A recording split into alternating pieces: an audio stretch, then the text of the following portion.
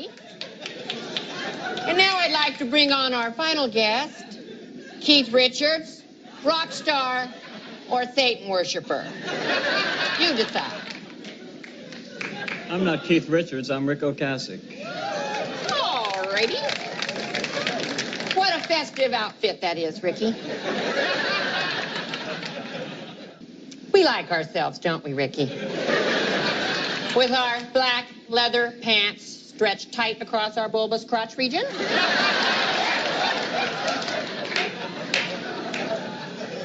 Apparently, we fancy ourselves a modern-day Antichrist. You remember him, don't you? His satanic majesty, Beelzebub, the wicked one, the foul fiend, his lustiness, the author of evil, the father of lies, old horny, the sin stud, the great confuser. And in case you've just tuned in, of course, we're talking about the red-hot, tight-buttocked, hairy host of hell. Look, lady, I might be going out on a limb here, but you seem to have this obsession with the devil. I mean, it's ridiculous. Richard, I'm going to say a little prayer against you. Starting to feel a little prickly heat in your groin area, Ricky? Not really. Oh, well, sometimes it takes a little while. Give me your hand, Ricky. Discipline feels good, doesn't it?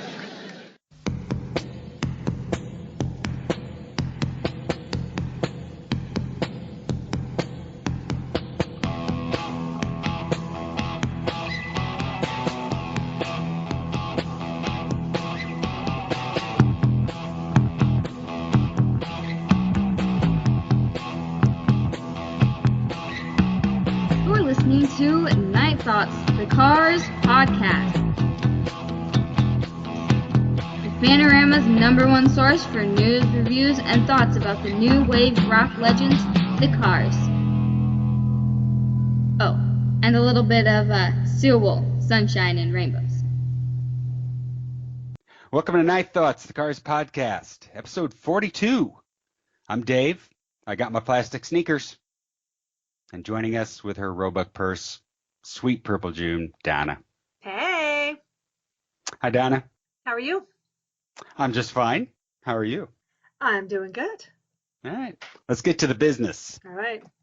Hey, you can find us on Facebook. Just search for Night Thoughts, the Cars Night Thoughts. You'll find us. You can follow us on Twitter at the Cars Podcast. Grab yourself a podcast t-shirt at tpublic.com/user/Night Thoughts.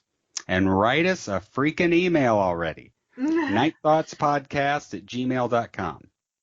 And a new promo going on. If we read your email on the air, all you have to do is email us again with your mailing address, and I'll send you a sweet Night Thoughts, the Cars Podcast guitar pick. Nice. Yeah, I'll just throw it in an envelope, lick that baby, You. slap a stamp on it, send it your way. Awesome. Very Yeah. awesome. Well, And, I'm sorry, go ahead. nope, I didn't mean to interrupt the business. Oh, hey, however you're listening to us, iTunes, SoundCloud, or YouTube, make sure to subscribe, leave a comment, leave a review on iTunes. And we're promoting Dave Juskow and Memo Salazar's epic film, Turbocharged, the unauthorized story of the cars. You can see clips, photos, and updates at fb.me/turbocharge the movie. So get over there and like that mofo. Nice. Or you can visit the official site at turbochargethemovie.com. Very cool. Yep. Don't you have one more thing for the business? Am I supposed to? Snowblind Revival. Hello. Oh, say it. Me say? Snowblind Revival. Yeah, I said say it.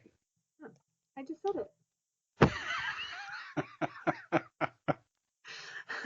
Wow. Pete and Repeat were walking down the street. Pete fell in a hole. Who was left?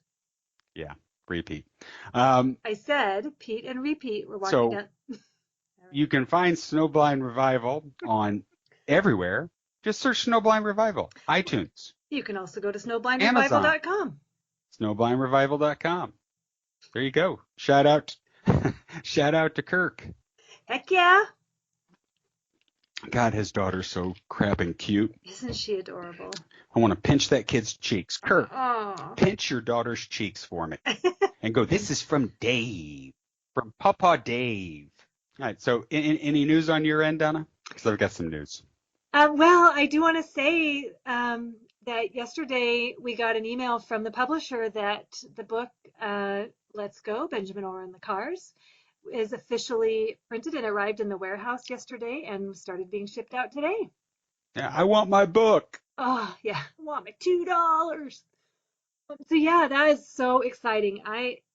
That was it's a huge milestone. It was very emotional to get that, and just so excited, so giddy. So yeah, So we look forward to a lot of discussion. yeah, And about the time this podcast is out, the book will be out. yes, yeah, Yep, that's true.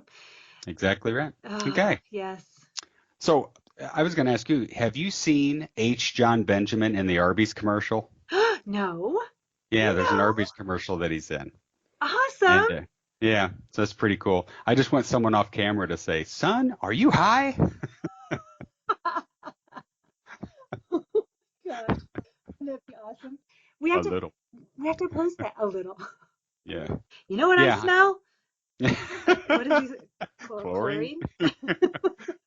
No. What? Oh, because records are made of. Got a nose for news? Yeah. Makes you a triple threat. Yeah, man. So I caught that. I thought that was pretty interesting. Yeah. So is it a new Arby's commercial or old one? Yeah, it's a brand new one. That is so cool. I Yeah. love it. Elliot Roberts doing Arby's. All right. Sexy album covers. Yeah. So in our next installment of What the Hell's Wrong with Benjamin, I have to read this to you. This is a little shout out to the Off the Record group. Oh boy. Kimberly from the Off the Record group posted this, and I thought we'd answer it on our podcast. Okay. We'll see. We'll see if Kimberly listens to our podcast. Oh, okay. Right? Anyway, it says, I have a question. Going through many photos of Ben, there seems to be a running theme. He always tries to position himself in back of people when photographed. Do you think he was a bit insecure about himself or just very shy? I see him do this a lot. Anyone want to hop into his psyche and give us some thoughts? That is our job. Miss Donna Sweet Purple June. And I've got this figured out. Okay. Here's the deal. I think the deal was that Benjamin had a problem of always having his fly open. Oh, Dave. So he'd show up to these photo shoots, the photo session. The photographer would be like, "Yo, Ben, barn door's open, buddy." What you talking about there, partner? dude, jailbreak at Los Pantalones. What? I've never heard that before. I'm not following you, amigo. What? Bro, the banana about to leave the bunch. Yo, dog, close the window. I feel a draft. And Ben just doesn't get it. And they're finally just like, Ben, just go stand in the back. Wow. That's how it would go. Is that? Oh, okay. Well, that's That's one why. theory. That's a theory. That is why. See, I'm on this stuff. I'm all about figuring out the deal with Benjamin Orr. Okay. Just saying. All right. Well, I think that it's because he was always hiding a cigarette. Ah, So, that is insightful and not very funny. I take this step too literally. That's too rational, Donna. I'm sorry. You see, you had the question in advance, so you've been thinking on it, and you could come up Yeah. with your Los Pantalones comment. I didn't ever come out. That's an old one. I never heard that one before. That's pretty Jailbreak good. at Los Pantalones. Yeah. Well, The see, barn door's open. What's another one? The mouse is in the hole or something I like don't that. know. Yeah. Oh, goodness sakes. All ones like Well, I thought, like I said, I think he's hiding a cigarette or, his sugar addiction problems. He may have been hiding some, giant king-size candy bar. And maybe he got chocolate on his shirt. They're always get the gum. He's got gum stuck in Yeah, his clothes and hair could as be. usual. Could be. So I don't Maybe he wasn't wearing pants for all we know. I don't know. know. Well, for heaven's sake, no need to get in the back if that's your problem, Damn. Damn, Ben. Ben. Dude, there is a dress code. What? It's no pants Wednesday. All right, just getting back. God, or holy crap. He comes out as a joke wearing Greg's pants, they think that's really funny. Oh, jeez. Or go standing back. Or- Oh, Ben. Good old Ben. Ben, it's all about Ben. Yeah. Yeah, I really think Eh, he's just hiding cigarettes is all. yeah, I think you're right. I think that's the rational thing. Well, and he always on stage he always backs up and stuff too. I think part of it is just a sincere humility or not wanting to put himself forward, um but for photos I think it's Siggy's. Hmm. Yeah. All right. Well, tonight we're doing an album dissection, and it's almost the last one. Got one more after this, but we're doing album dissection of Door to Door, an album that you have admitted that you have not listened to a lot, Yes. which has shocked me. Yes. Did you get a chance to listen to it a lot? I'll tell you, I listened to almost nothing else for the last Well, week and a half. good for you. Well, see, me too, and I've been listening to it for years and years and years, but I Yeah. still put it in the car on Monday and listen to it all week. All I put on my MP3 player was this album and Snowblind Revival. So whenever I needed a palate cleanser, then I'd switch over to Kirk's band and then go back to Wait, Door. wait. You're not calling Kirk's band sorbet, are you? Oh, let's see. I don't mean to make it come across like that. Um, Wow. no, it's We'll not, never get Kirk back on here again. he knows it's not a, hey,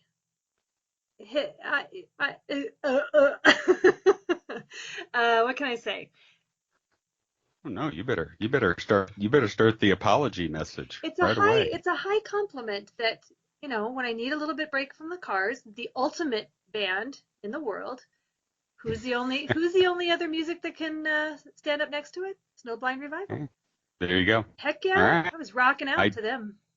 I think you dug yourself out of that one. Phew, close one. Pretty good. All Yeah. right. So give us the stats on Door to Door, Donna. That's your All right. job. All right. Door to Door was released on August 25th, 1987. And it was recorded in Electric Lady Studios in New York. And 3 singles were released: You Are the Girl, Strap Me In, and Coming Up You. There are, we saw kind of a departure of Benjamin singing lead vocals on Heartbeat City, and so this album actually has 4 songs of Ben singing lead. There's 11 songs on it altogether, which I think makes it the longest Cars album, right? I meant to check that as far as I believe so. number of tracks. And it was produced by Rick and co-produced by Greg. Some of the songs were co-produced by Greg. So Yeah. And I seem to remember on the cassette, but I don't have the cassette anymore, that it said produced by Rick Ocasek and the Cars. yeah, I think But on the album, it just says produced by Rick Ocasek. right. But I think that some of the songs, the whole album wasn't co-produced by Greg, but I think I read that just some of the songs were. So he kind of got a co-producer credit, sort of. Yeah. Well, you think he probably did on Go Away, since he co-wrote that. Is that one of the ones that I couldn't remember? Yeah. didn't I look think Greg just wrote the Away. it up. Well, It was just, why don't we go? Why don't we go? And Greg said, hey, why don't we put an Away after that? he always penciled it in on the music. Boom. Writing credit. Yep.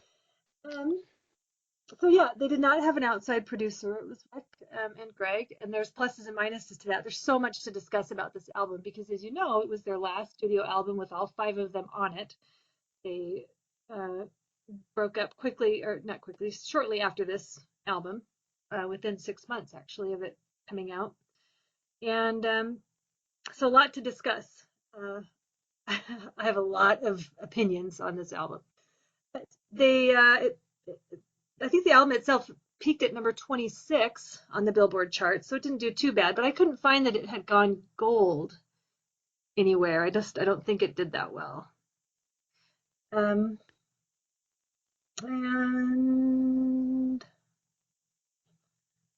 I'm not sure. I don't really have anything else. Like I said, they planned to do a world tour. It's ironic. Not really ironic, but it's just strange that they had to have known the end was coming. After Heartbeat City, there was so much conflict, seemingly during that whole recording session and the stress of that, and then they turn around and pretty much slap out this album. Elliot said in an interview on Rock Solid that he said something like, someone decided, whose name we won't mention, or something like that, people who shall not be named, decided that they needed to make a faster, cheaper album than Heartbeat City. And so they sort of threw this together, and out it came. And then they planned, like the biggest tour that they'd ever, the most ambitious, tour that they were ever going to do, which of course made it to the first leg, and then they were done. So it's just all so weird how it all fell apart. Yeah. And they were scheduled to come in my neck of the woods when they broke up. So I was kind of ticked at that. Yeah. But as far as this album, just the feelings surrounding it when it came out, was one, I was overjoyed that it came out. I was very disappointed in the fact that it wasn't a gatefold LP. It's like crap. But I think a lot of people say this. I think it's a very underrated album. I'm not totally happy with it, but it's kind of it's kind of a return to a more stripped down kind of sound. Right. But yet it still hangs on to some of that polish of HBC. Drums much better. Yes. I assume those are not samples and so forth like on Heartbeat City. Right. But the thing that has always got me about this album are some of the background vocals, and I'll talk more about those when the songs come up. But there's some that are great, some that are fantastic, and a return to what they were. But then some are modified. They have to be modified because nobody can sing that freaking high. That's kind of how I look at that album. It in a way it kind of ticks me off because just that part of those background vocals, I got to be pissed at somebody, and who do I have to be pissed at? I have to be pissed at Rick. The only, and I hate being pissed at Rick. The only thing I can kind of do to make myself feel better is to think that a little bit of Mutt Lange was hanging on in some of those background vocals, right, and manipulation of them and so forth. That maybe but as far as the sound goes, and some of the songs on here, these are the types of songs that Rick was evolving into, and that when you listen to his solo LPs, you realize the big connection between post Cars Rick solo stuff and this Door to Door album. Good point. That's a very good point. Yeah. Because I thought that too. Like there's one or two where I thought, that really doesn't belong here. It seems like it would belong on a Rick solo album. And I will say, and we'll get to it, but there's two songs on here. One in particular that I thought that could have been on The Lace. That could have been on Ben's album, The Lace. Wow. Yeah. Okay, I'll be interested to hear that. But I did feel that. Oh, and then the other thing was, I remember reading that the band wasn't real happy about doing Leave or Stay and Ta Ta Weo Weo, which is, hey, that's John's call sign. That's right. Buzz in, John. doing those songs that were old, songs that they put together before the debut. And I think it's fantastic personally. They're polished and great. They're both great songs. They are good songs. I have mixed feelings. I know we'll talk about each one individually when we get to it. But it's funny if you read interviews from. So I've got an interview from 1987, and they're saying, we got in together and decided to jam, and we sort of played these songs and thought, wow, these are really great. Let's do these, and they were all on board. And then in later years, they're like, that was just really a mistake, and it's all recycled. Particularly again, Elliot on that Rock Solid interview saying, that was a big mistake, and Leave or Stay and Tata Weo Weo were mistakes. Well, from the standpoint that they were just recycling old material. Rick didn't have anything fresh. They were burned out. Yeah, in that interview, he's just like, yeah, door to door. Remember, they're damn good songs. They are good songs. I mean, when I first heard Leave or Stay, you just want to go into it? Let me just start up Leave or Stay. Okay, hang on. I want to say something else really quick. Also, I think by this point, I think that, and this is also indicative. Okay, I'm not sure how far to get in, how soon, but I'm jumping in. I feel like Rick was definitely done with the band before, and I don't know if it was a last ditch effort, if he was being optimistic by trying to do another album, but like we said, some of the stuff sounds like his solo albums, and I believe that he wasn't even playing. He may not have been playing all of the rhythm guitar riffs for these albums, because there are photos, those Marco Glaviano pictures of Ben. Yes. Laying down, right? You know what I'm talking about? Yeah. Laying down the rhythm tracks for Door to Door. And in an interview with Elliot in a magazine, he mentioned it was, and I think it was probably after Shake It Up, maybe.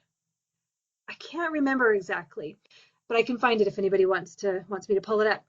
That he indicated that he was playing some of the rhythm riffs for Rick. He was laying down those tracks.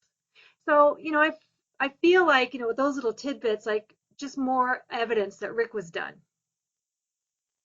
Yeah, he was more into the producing aspect than he was making the music. Almost like he had outgrown it in a sense, is what I feel like. That he was, wow. Don't you think he kind of moved on? He was ready to do other things, and yeah. So I wanted to just draw attention to that, and then also Elliot talked about on that interview too, that during part of the stress of making this album was that they just were not a cohesive team, and he had mentioned that, like, when they were recording, they were at Electric Lady Studios in New York. When Ben didn't have to record, he would go home for a day or two, and then so it's not like they hung around like they used to in the old days. Yeah. They were just so separated by that point. The relationships were so stretched that it was. So I think that really played into some of the feeling of it too. I feel like this album is sounds fairly flat. The music sounds kind of, everything seems like it's on the same plane, where like if you listen to any one of those first 3 or 4 albums, you feel like each instrument is on its own plane, highlighted at different times. But this to me is just all very horizontal, and I don't know. Yeah, I can see what you're saying. Yeah.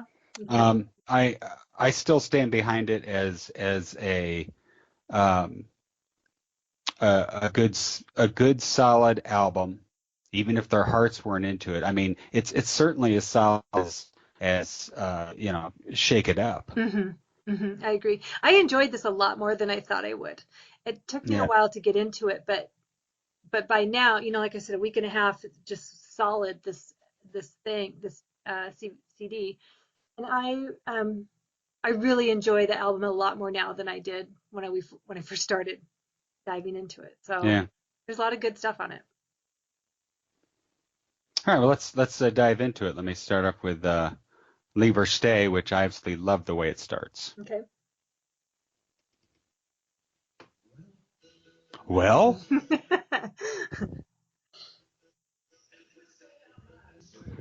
so I mean, I love this song. What's not to love? Well, the lyrics are pretty silly. Oh, I love the lyrics. That's one of the best parts. She changed into her silk and stood there drinking They're milk. drinking milk. Yes, What exactly. is that? That's just, Exactly. Rick is he's the master of nonsense lyrics, but most of the time I feel like I can identify or connect with them somehow, but this is all just like a cartoon. I don't know. Oh, come on. Her eyes are shooting dagger beams. I mean, it's awesome. I love it. Yeah, I mean, yeah, yeah. Um, I definitely like the demo version better because Really? yeah, because I miss Ben's attitude. You kind of mentioned already about the background vocals, and maybe you've got thoughts on that for this song. But it's definitely a Mutt style production of what was a gritty demo. Well, I like it just simply because I think the I mean, I don't even want to compare it to the demo. I think it's just a very polished song, yet it rocks. It's really heavy. There she's drinking her milk, see? Yeah. See, just that And part right there with Ben. In the original, I don't know, he just sounds more Ben. In this one he sounds more Heartbeat City. okay. You know? No, maybe not. Yeah. I'm always going to be like Ben, number one priority. Where's Ben in this Well, song? yeah, but the background vocals sound very good in this song. I still think compared to some of the other background vocals and that are on this album. Yes, they do sound good. I guess it's that comparison thing, which maybe isn't Yeah. fair. Yeah. But this is one of those songs that I still feel like they had to redo no matter what the situation was because, that song was ahead of its time. If Yeah, they would put Leave or Stay on the debut album, I don't know if it I don't know how well it would have been accepted. I don't know. But I don't think it would have fit. Yeah. this is a good song that fits in with that time period after Heartbeat City. You think? I could see it on Yes. Shake It Up. I think Leave or Stay is door to door as you might think. All right. Hmm. That's my thought, and I'm sticking to it. Okay. Well, hey, it's a good one.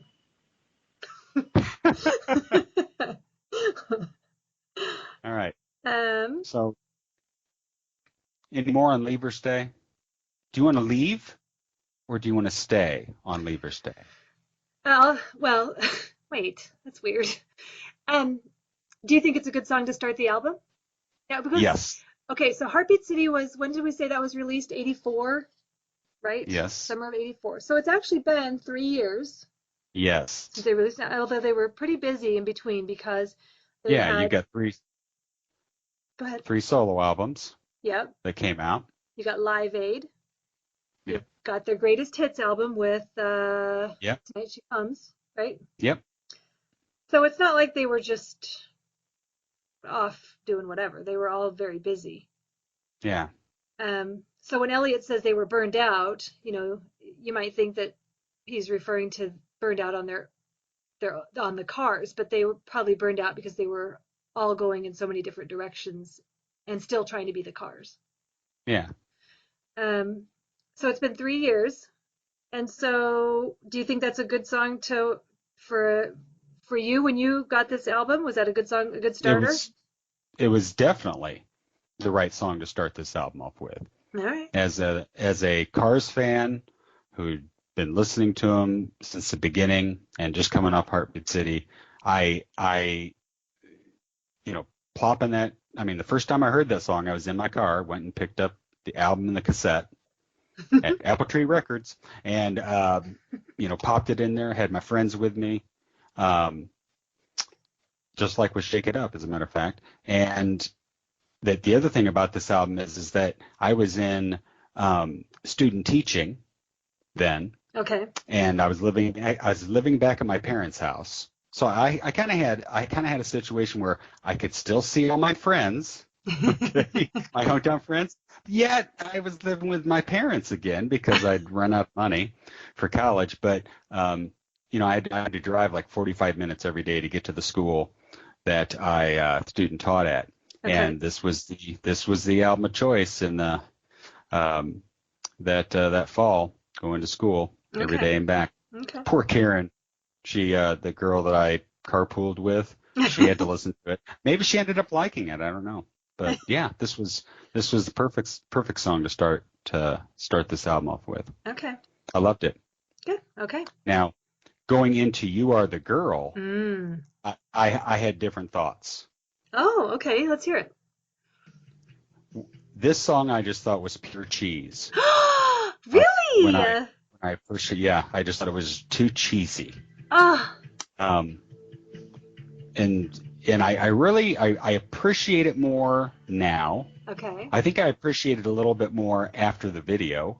Okay. God bless them. Okay. But the first time I heard this song, I just thought this is cheesy song, and I couldn't even believe they played it on MTV on the MTV Awards when they did. I thought, why are they playing this? It's I don't know. It's kind of like.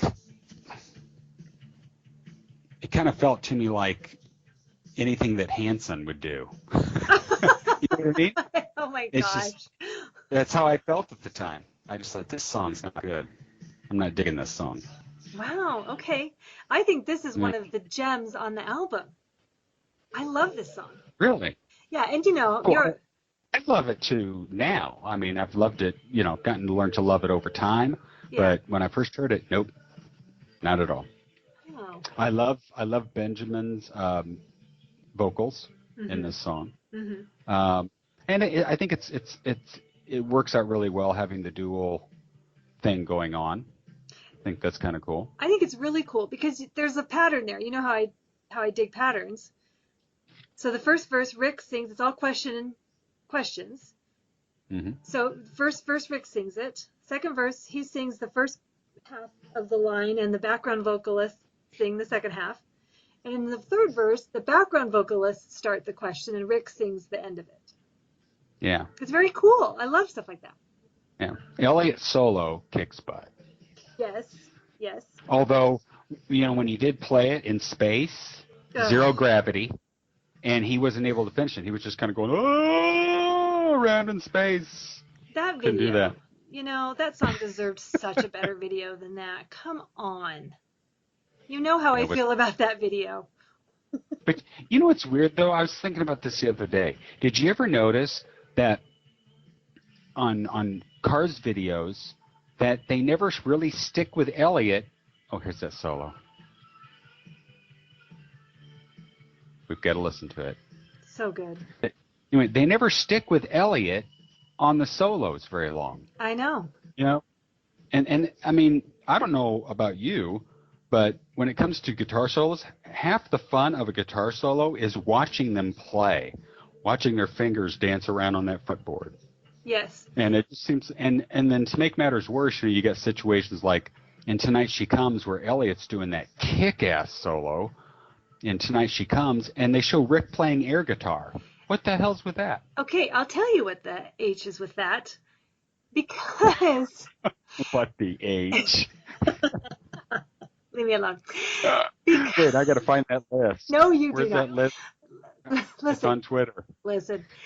Because, okay, it's bad enough when they're doing a live show and the cameramen don't know who's doing what. So they're focusing on Greg when Elliot's playing his solo, and they, Ben's singing and they've got the camera on Rick, and you know what I mean?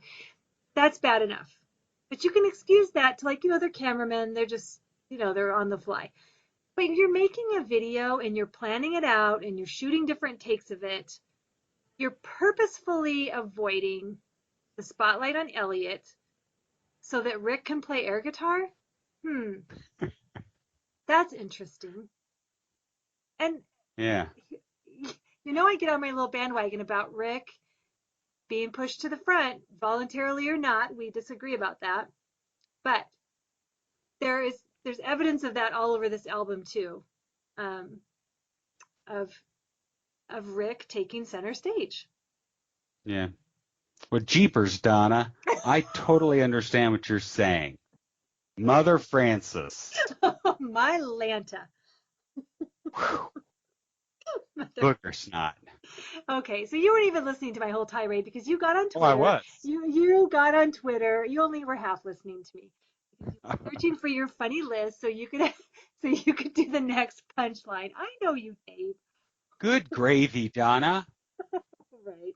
Now I'm gonna have to pull it up just so I can combat you. I'm just gonna have to start swearing.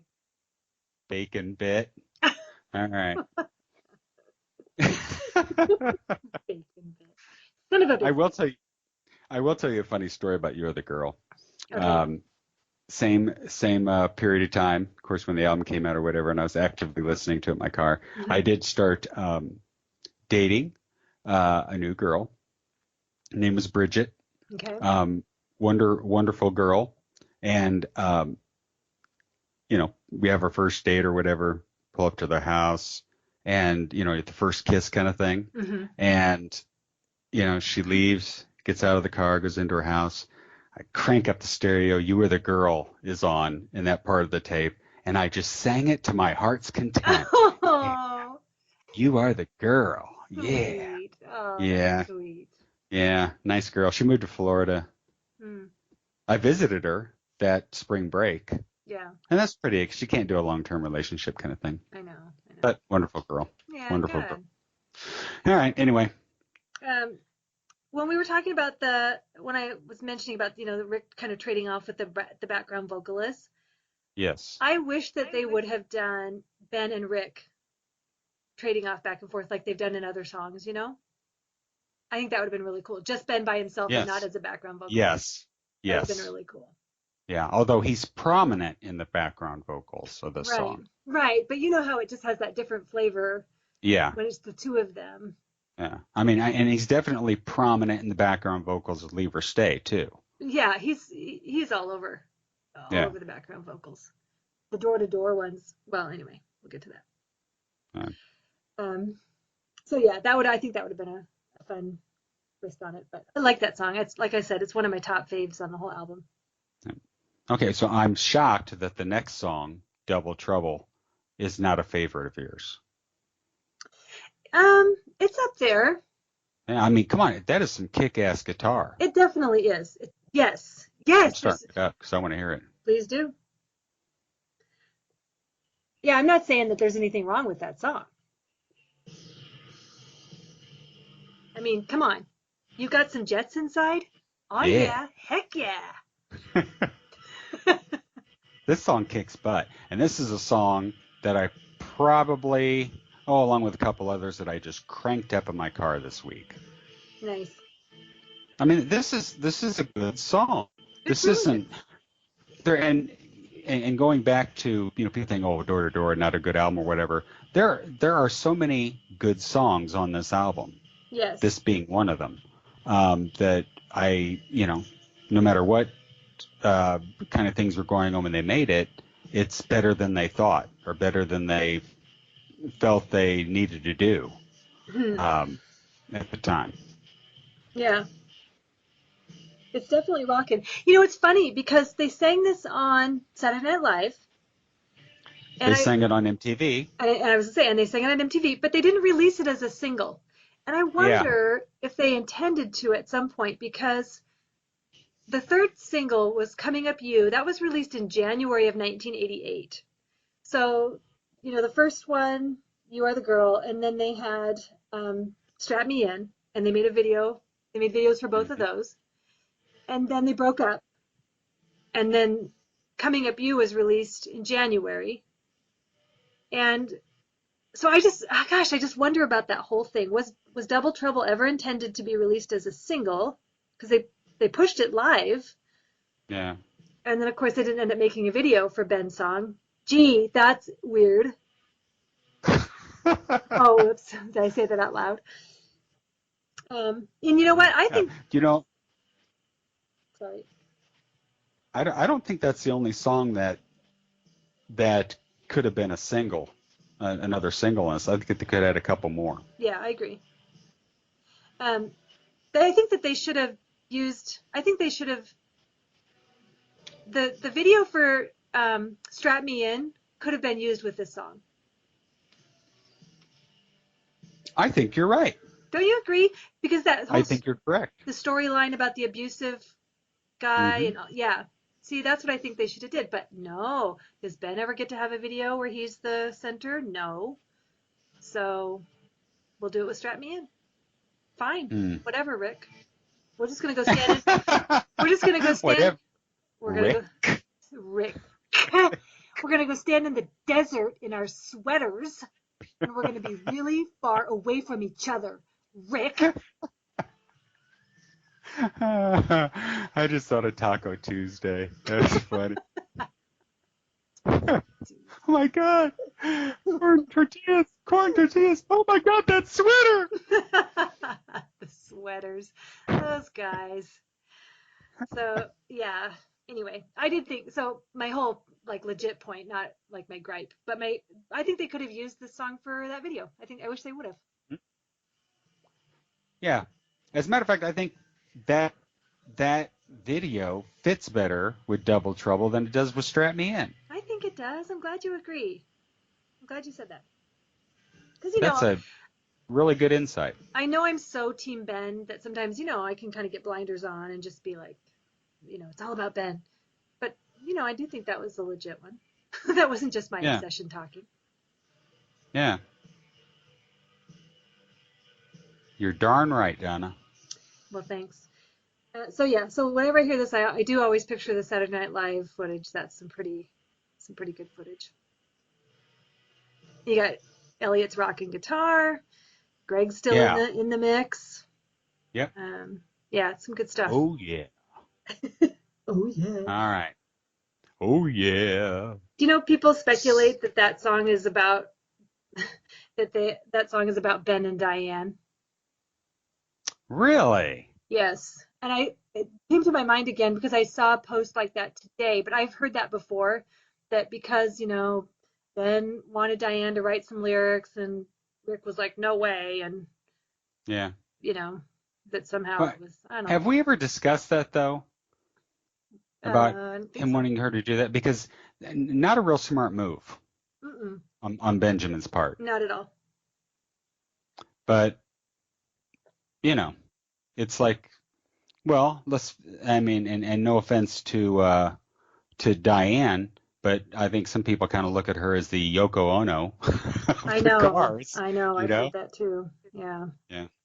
Which, it always comes back to, we weren't there. We don't know all the, ins and outs and all the discussions and whatever. I have my opinions about it. But, you got to think too, like if you think about, when you're in a relationship and you want to support that other person and they're trying to support you and, what if she's saying, Ben, you are better than this and you can do more in the cars and, Rick's a control freak. I'm just speculating, people, obviously. Yeah. And then when she's saying, or maybe she's saying, we've got this contract, we have to write these songs anyway.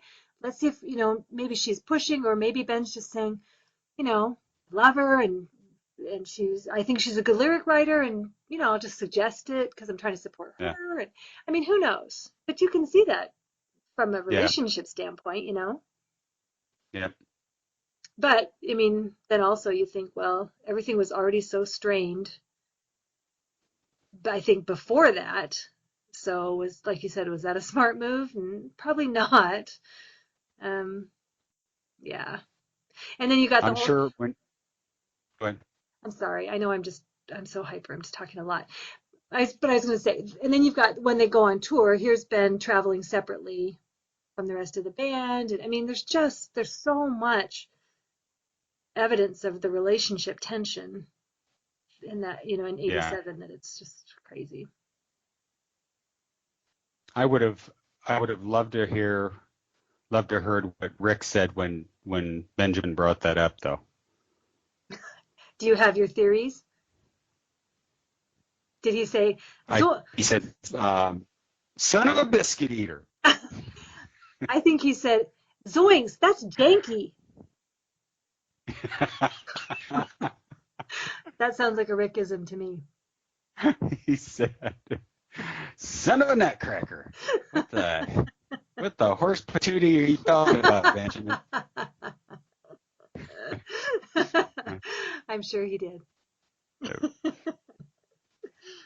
right, so on the next song, Ugh, Fine Line. Now, Dave. this is the beginning of my BWH list, Huh? which my BWH list, which is BWH. Big dudes Ben, have no, what? No, wait. Ben would have done it better. Oh, I like that. There are, let me count, 1, 2, 3 songs that are on my BWH list and on this BW. album. What did you say? Ben would have done it. BWHDIB. Okay. Ben would have done it better. Budib. Budib. Fine Line.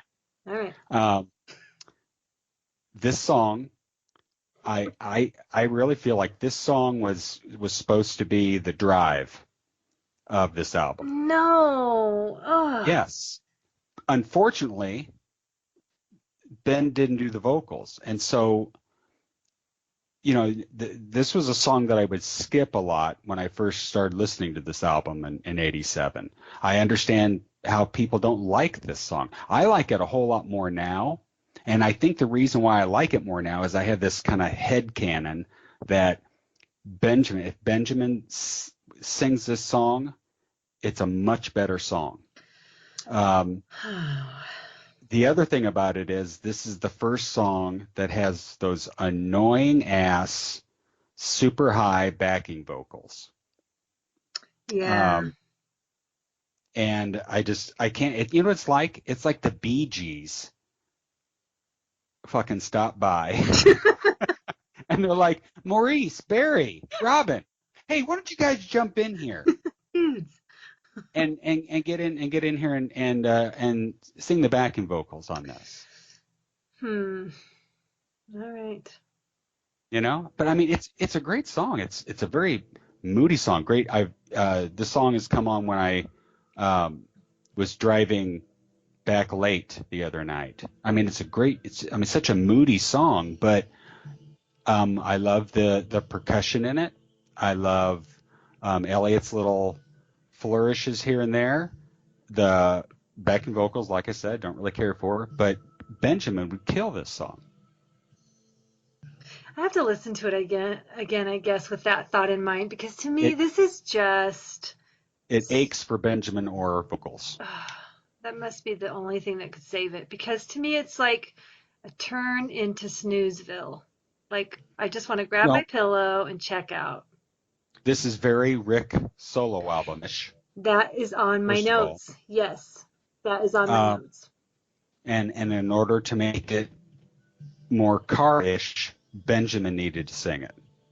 And I don't know if, I'm just thinking in my head here, but like I said, I think this is this album's drive, and I don't know how they decided who was going to sing this song, but Rick's voice is too thin for the vocals on this. It's a moody song, a moody slow song, and that's Benjamin territory. Well, I just think it's a little too slow for Benjamin to me, but you're right. As far as I feel like Rick is singing lower than he usually does, and it's not good. Or it's not bad. You mean he was like on his knees when he sang it? No. I mean, he got in the elevator and went down to the bottom floor and sang it there. Ah, See what I'm gotcha. saying? I see what you're saying. And that was when he got in the thing with Mr. Baker and said, "Take me to 4." Yeah. Yeah, I just think yeah,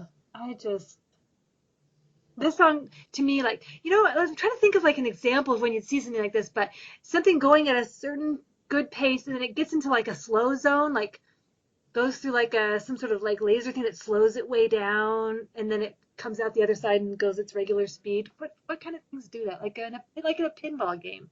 I don't know. Yeah. I can't think of what it is, but yeah, to me, this like stops the album cold in a sense of like, okay, that needed to not happen right there. It should have been on Rick's. Wow. Yeah. So So you're basically saying this song is the blocker of the album. You know, like you're in a bar and you see some good-looking chick or guy, and then just as you're getting ready to talk to him, some ugly chick, and she's the blocker of the, you know. That's what you're saying about this song? I guess. Okay. I see your point. It You got just Double is, Trouble going. yeah. You're starting to get this vibe going, right? You start out with Leave or Stay. You've got, then, you kind of get a little bit Yeah. sunshiny with You Are the Girl, but then you get some rock going and you're thinking, okay, the next Yeah. one's just going to carry me on. And it's like slam on the brakes with Fine Line. Blocked. Exactly. Yeah. I see that point. All right. But Yeah. like I said, in my head canon, Benjamin's singing this and he's killing it. Well, Because I still think it's a good song. I think it's a worthy song. And as a matter of fact, it's the longest song on the album. that must be why. 5 minutes and 23 seconds. That's okay. I can get a power nap in there, right? Right. 5 minutes 23 seconds. That son of a biscuit eater is, and it's a blocker. Yeah, but like I said, yeah, I'm not saying the whole thing is a stinker, but it just doesn't seem to fit on this album. It's and I could see it on our Rick solo album maybe. No, I think it's comparable in tone and mood to, to at least Wound Up on You on side 2. That's got that kind of vibe to it too. But Yeah, it's just I just don't think it just doesn't work with Rick on vocals. It just doesn't. yeah. I see that.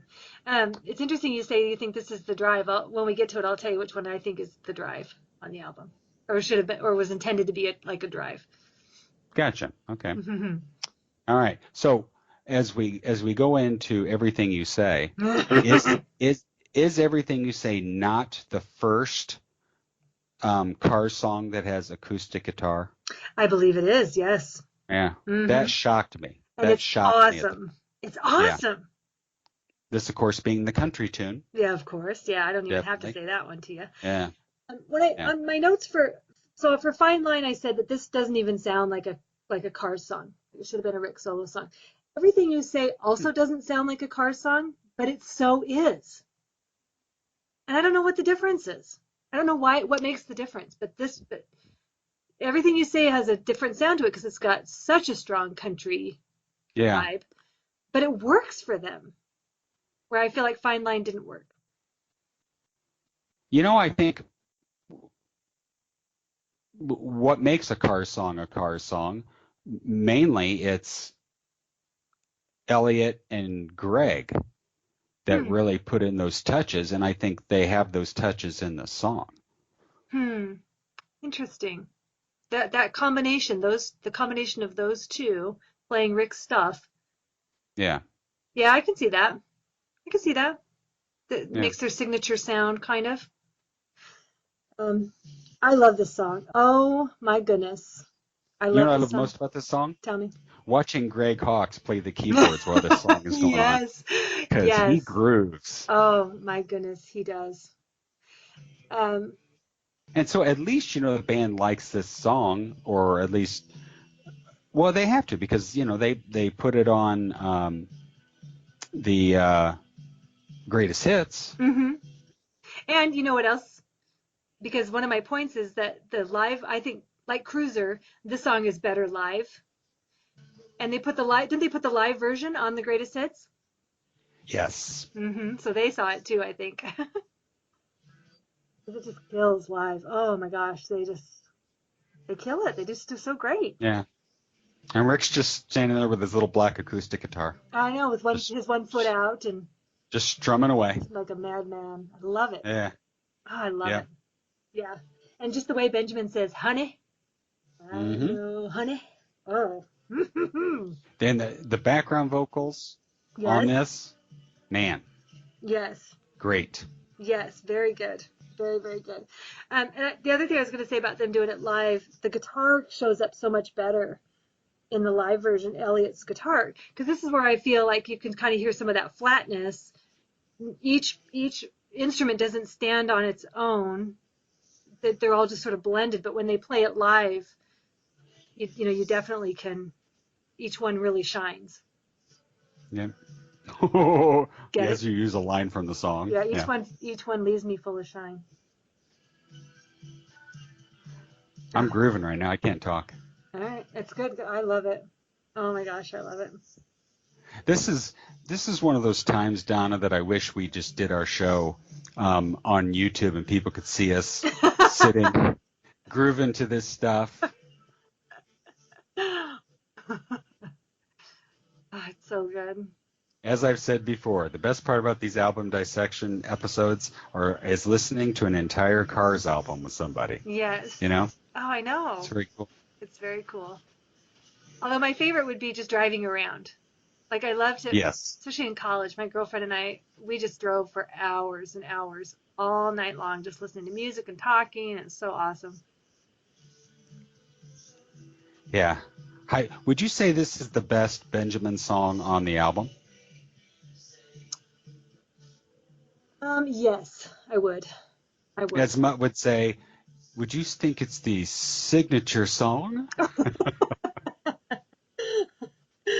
Yeah, I do. I think I love the other ones, but I don't know. It's kind of a hard one next to Go Away, but yeah, I don't know. Man, this solo. Yeah.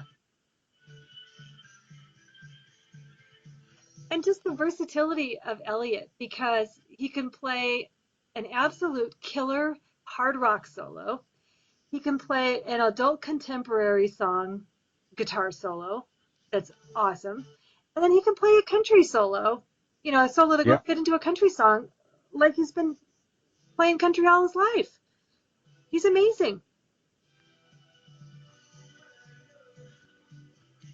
I really want to sing. I do too. I know. I'm over here mouthing it.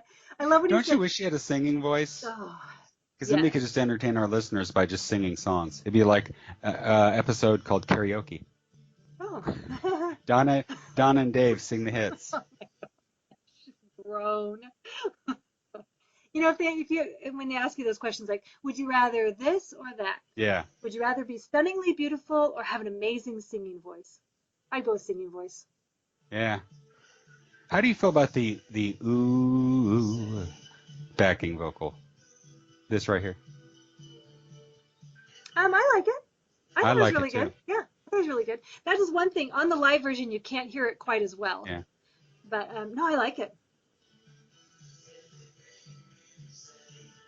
But again, and I know we already mentioned this, through the whole album, I do feel like the background vocals have a real Mutt tone to them. They're just so I different. don't think this does. You don't think so? Oh, I do. I do. No. It's got that No. blended. It's, yeah. Mm.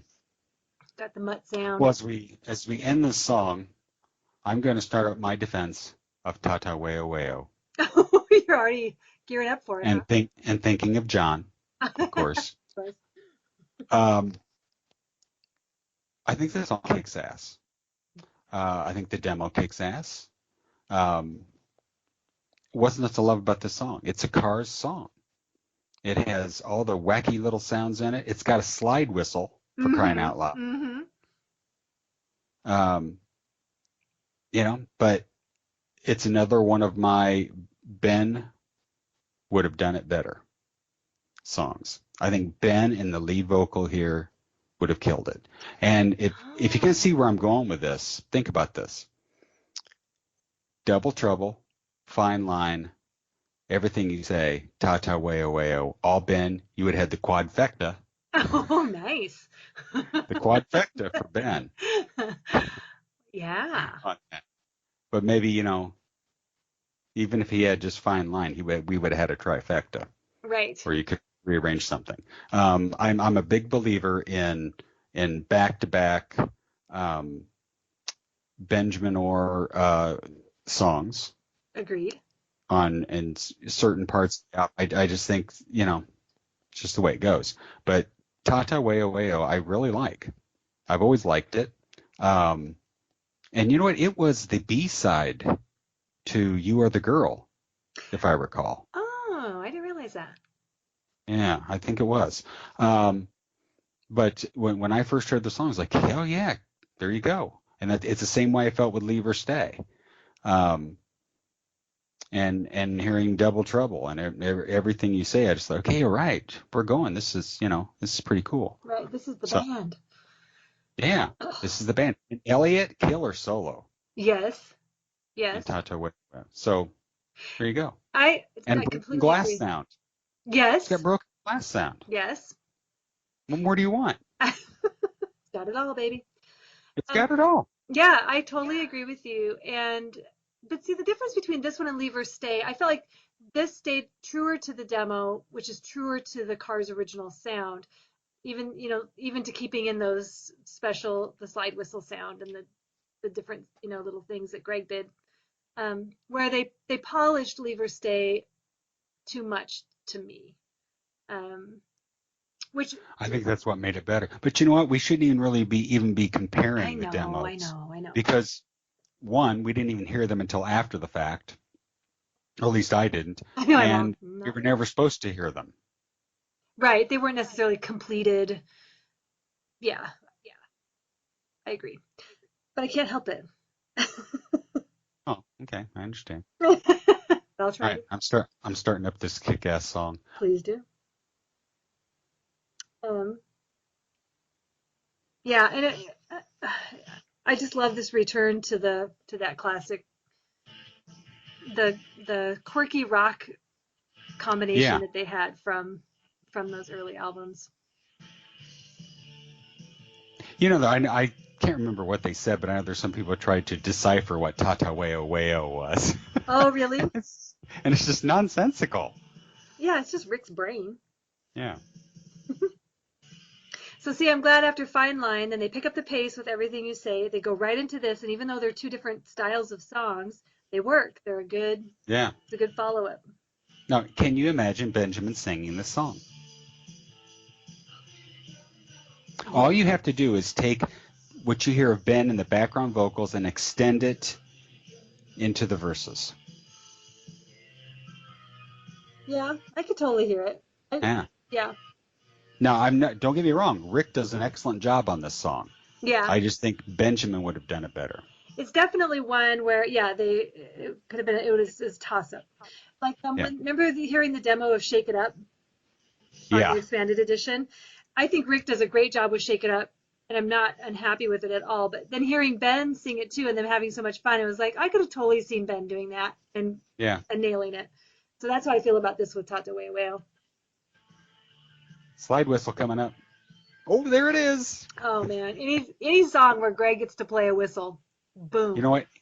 He inspires me to get a slide whistle Oh boy. and be the best fucking slide whistler in the world. I thought you were going to say in Springfield.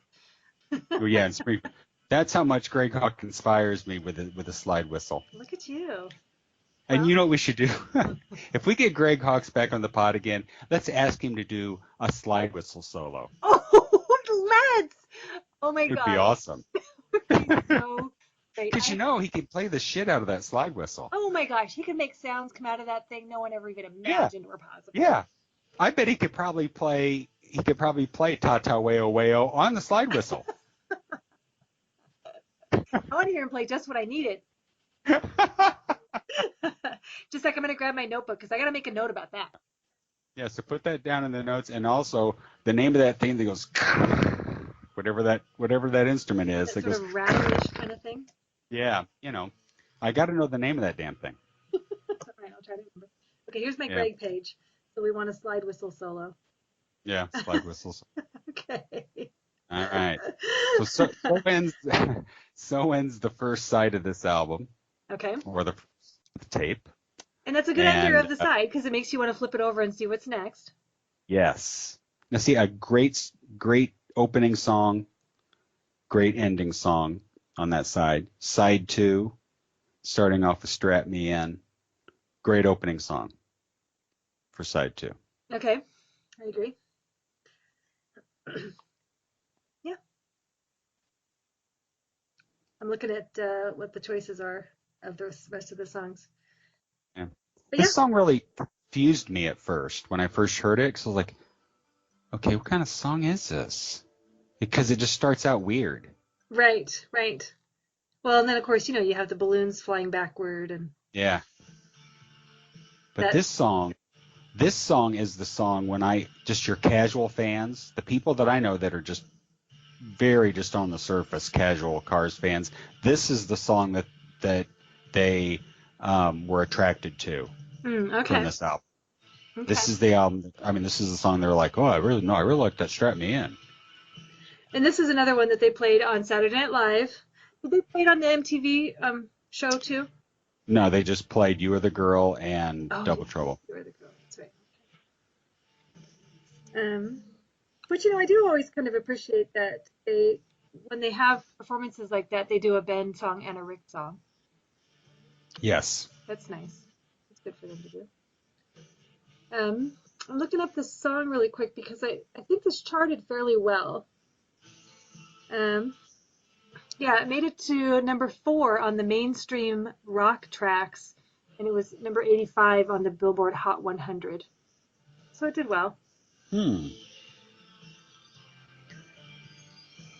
The only thing I didn't like about this song at the time, I thought the Strap Me In was too much like a seatbelt kind of sounding line, and Oh, it felt like too much of a pun. yeah. But I see past that now. Yeah. Yeah, I didn't get hung up on that. Um, the thing that was hard for me, I think, was because I think actually the first time I heard these songs was on the Saturday Night Live thing, and so they sounded too much alike to me. Double Trouble and Strap Me In, because they're about the same pace. Yeah. So I used to kind of get them confused early on. And this is a great video. I mean, aside from the obvious Yes. the obvious symbolism of the desert scene and the suffering of the ill choice of clothing. Other than that, it was a great video. My son Sam, because of course, like I said, listen to this constantly. So Sam's well versed in Door to Door now. He All thought right. when he was singing this one, he was singing to be funny. Although he said at first I thought it did say that, but then I realized it couldn't. But he was singing "Strap Infection on My Lung." Or no, not strap. All Strap right. strap infection on Infection my on lung. my lung. Yeah, Strep infection on on my my lung. lung. All right. Way to go, Sam. Good one. Isn't that funny? Oh, he's a goofball.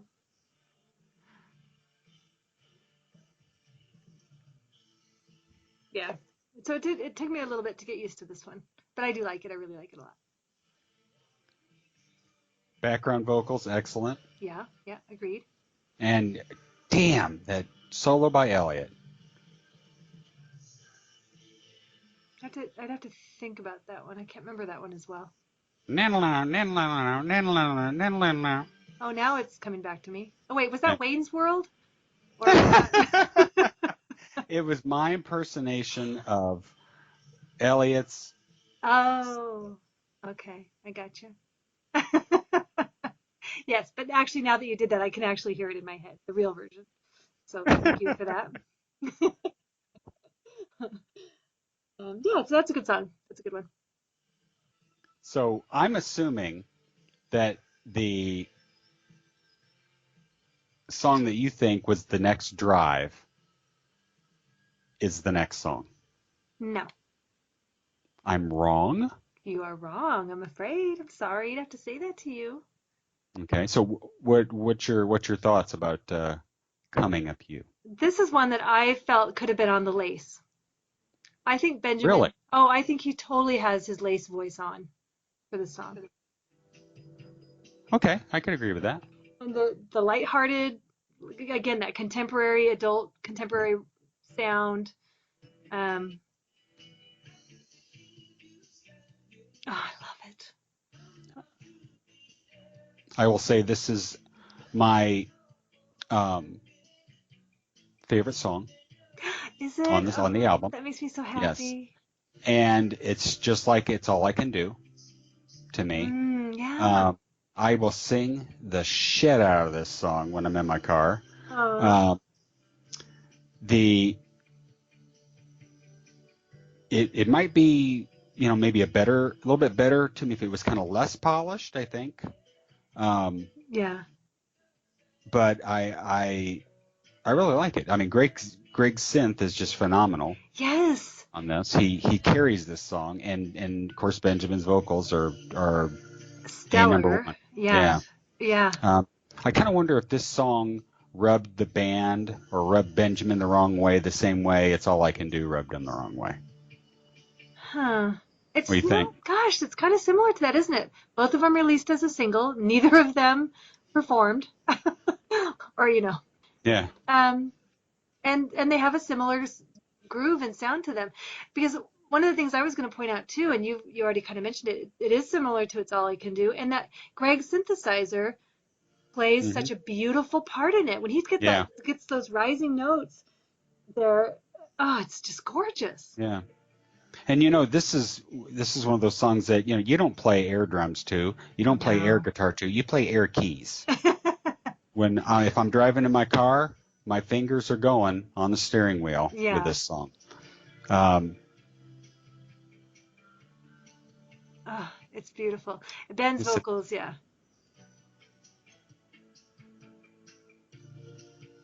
See that synth right there? yes. Right there. Oh, I love that so much. That rising note, those notes just right Yes. overlaying everything. Oh, so beautiful. And yeah, Ben's voice is awesome. It's perfect for this song.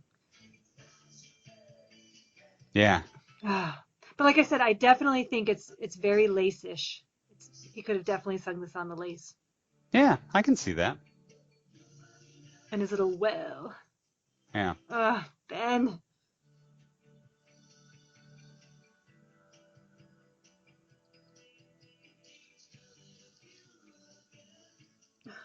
I've never really deciphered what I thought this song was about, other than just thinking of somebody or maybe trying to get them out of your mind. That's all I've ever come up with. Hmm. Some songs I just take them for what they are. Yeah. I I always kind of thought it was about, someone who's been taken advantage of a little bit and, you know, the how can they leave you standing, holding on to the air, with never a hope of landing? Didn't they know you care? That kind of thing. Just somebody who's maybe not appreciated like they should be. But I don't know how that makes it coming up you. But see, this is one of those, like, it makes me think of Ben. Because again, I just think of this, whole album in this time period, all of the, the discord in the band and the unhappiness and yeah. all of that. And so that's what I think when that verse is just a Ben verse to me, Yeah. in my heart to Ben of how could they leave you standing holding on to the air? And with the end of the song comes our first overlap. Mm-hmm. RTB style. Oh yeah. Oh, Shout out to yeah. RTB. Woohoo! Out there in the desert. Okay, so Wound Up on You. This is the drive for me. You think this is the drive? Okay, so yeah. let me first of all say this. Okay. I always thought it was weird to have Up and two songs next to each other. Caught Up in You, Wound Up on You. It kind of reminded me of the Ramones, Yeah. who would have songs like I Want to Sniff Some Glue, I Want to Go Down to the Basement. I want to eat some cheese. I just want to eat some cheese. But this song is another BWHDIB to me. Yes, But- definitely.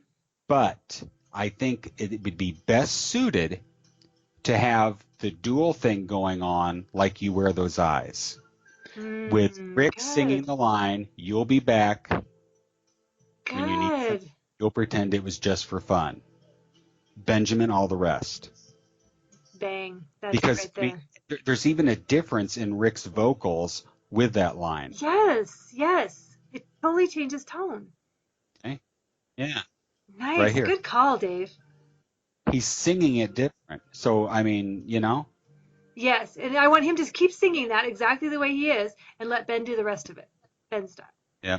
Gosh, that's And the perfect. only other thing about this is that, the fucking Bee Gees are back. Yeah. The easy. Nope. Sorry. When Yeah. you need me. When, hate that. Yeah. Love that just because it's got that deepness and you can hear Benjamin Yes. in it. But that need me or easy. Yeah. Yeah. That's not good. But still a very good song. Hmm. Well, and this is one I had not listened to a super lot. So remember on the lyrics, the Name That Cars tune, and I didn't even know that Rick sang. Yeah. And so, yeah, I definitely want to hear Ben singing those lyrics because dang. Mhm. But yes, I put in my notes that it would have been better if Ben had done the vocal. I definitely feel like it has that lush feeling that sort of mimics Drive. The synthesizer and stuff all has that sort of heated, not mush, but there's just a thickness to and a softness at the same time to those synthesizers that really reminds me of Drive, just that lush sound. Yeah. I think that's why I picked it out as being the imitator of Drive. But And then that dual vocal thing, I think, would work that, so yeah, well with this. I agree. I'm kind of disappointed. I I kind of know. I wish Rick would have asked me. Damn it. Here's another one. Put it on the Hey, list. yeah. Why didn't Rick come forward in time to 2018 and say, "Hey, Dave. Hey, superfan Dave. What do you think we should do with Wound Up on You?" And I'd say, "Hey, Rick, I think Ben should sing it, but you should keep the line, 'You'll be back when you need someone.' You'll pretend it was just for fun." And he would have said, He'd say, genius. he would say, Zoinks, that's janky. He'd say, "Son of a biscuit eater, Dave. That is genius." We need to start keeping a list of Rick questions Yeah, no kidding. because we know he listens and we know Yeah. that he's, Oh, yeah. he's one step away from making that call. Do you think that RTB and Rick, get together like on a Saturday night and listen to the Night Thoughts podcast? If they do it over the phone because RTB's in California and Rick's on the other side of the country. Over the phone. Could you imagine? Hey. Oh, hey. Hey, girl, hey. Hey, girl, Hey. hey. Oh, hello! Are you ready to listen to the latest installment? I'm so excited because they're going to cover Heartbeat City, and we know how Mutt ruined that album. Just a minute, Rick. Let me grab a mango smoothie. Okay, are you ready? Hi ho! Let's get this ball Let me hey, let me pause it, Roy. I gotta go take the meatloaf out. rolling. Yes. Oh, I wish I could have a slice of that. Oh, I have such good memories of you and your meatloaf. By the way, I thought it was a big mistake having the Bee Gees in on this album, but Well, I at the told you, time. Rick, you should have called me. You weren't going to go ahead into the future and ask Superfan Dave, and you should have called me. I was back from the desert. I could have done it. Yeah. Well, there's a question for you right there. Why isn't Roy Thomas Baker back for this album? Did they Yeah. even consider him? I don't know. I don't know. Oh, was that a rhetorical question? Just kidding. Well, if the theory that Rick was, had outgrown the band and was Yeah. wanting to stretch his legs in producing and Yeah. stuff, well, there you have it. Because he had done Romeo Void, he had done Possum Dixon by Okay. this time. Okay. I Yes. don't know. I can't think of anybody else off the top of my head that he had produced. Oh, didn't he produce Suicide Doors. the Suicide Car Doors? Um, that was BB. Oh, Baby Buell. Yeah, Is that her yeah. name? Didn't he I think he did. produce her album? I think he did, yeah. I think you might be right on that. So, yeah, maybe that was where he was coming from. Yeah. Yeah. Who knows? And so we go into Go Away. Yes. They're coming up you. Now I'm wound up on you. Oh, just fuck it. Just go away. Okay, did you know that was actually, I remember reading an interview and I tried to find it before this podcast, but I remember Rick saying that originally the lyrics were, "Why don't you go away?" And then he thought, oh, that sounded kind of it didn't have the right tone to it, so he changed it to Yeah. Why Don't We Go Away? Do you remember that? Do you know that? No, Yeah, I did not know that. that's a real thing.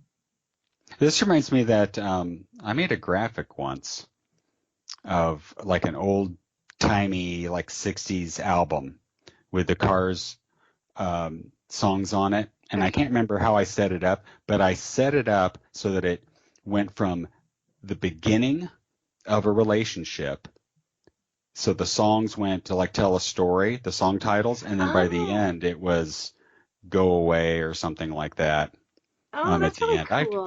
have to find that and repost it. But see, the thing is, I posted it, nobody ever like read through it. They never Oh, got it. oh, I see. I felt like Alberto. You do not understand my art. No one even asked me why Candy was lying down.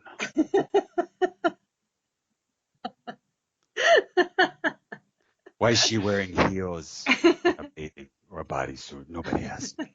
Nobody cares about me. Nobody cares about Alberto. All they want is sexy album covers. They don't understand the meaning behind it. Stupid son of a biscuit eaters.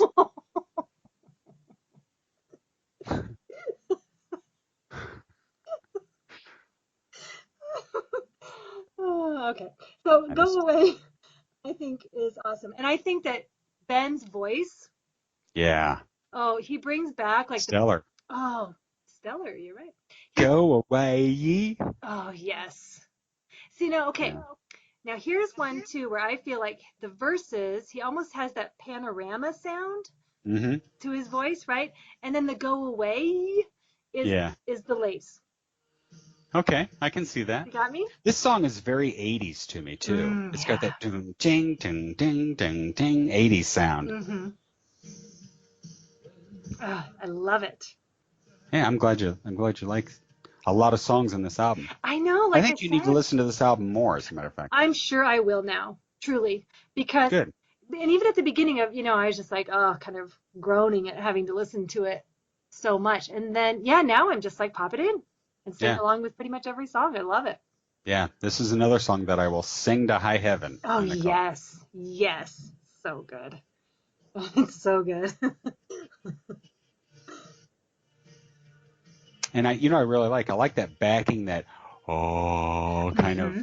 Buddhist monk backing Chanting. vocal sound. I know it's a Greg sound. I don't think it's vocals. It's Right. a It's hard to say though, isn't it? Yeah, Because it it does is. sound like, I mean, it could be a sampling of vocals that Greg's manipulated or mm, whatever, kind of like they did with Drive, with a yeah. da da da. Yes, yes. Oh, yeah. See, I just love how he's got that confident sound again, that swagger back in his voice for the song, and and Yeah, it made me miss it even more on his other songs, because even Double Trouble doesn't sound like this. This is 1980 Ben, big time, yep. until you get to the lace chorus.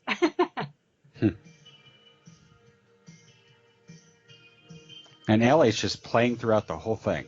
Yeah, Well, of course he is, Dave, but you know what I mean. He's right, driving it along the right. whole time. Oh, get it? Oh, geez, I didn't even need that.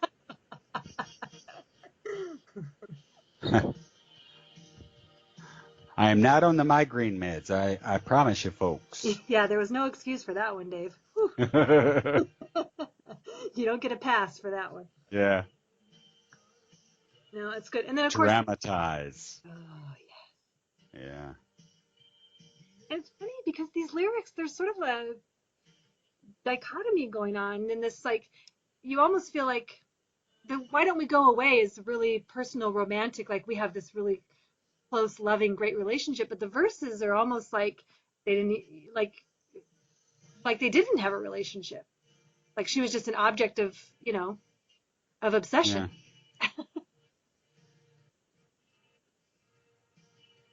I'll do you one further. I'm a heterosexual man, heterosexual married man. But if I was to go gay, I'd go gay for Benjamin Orr singing this song.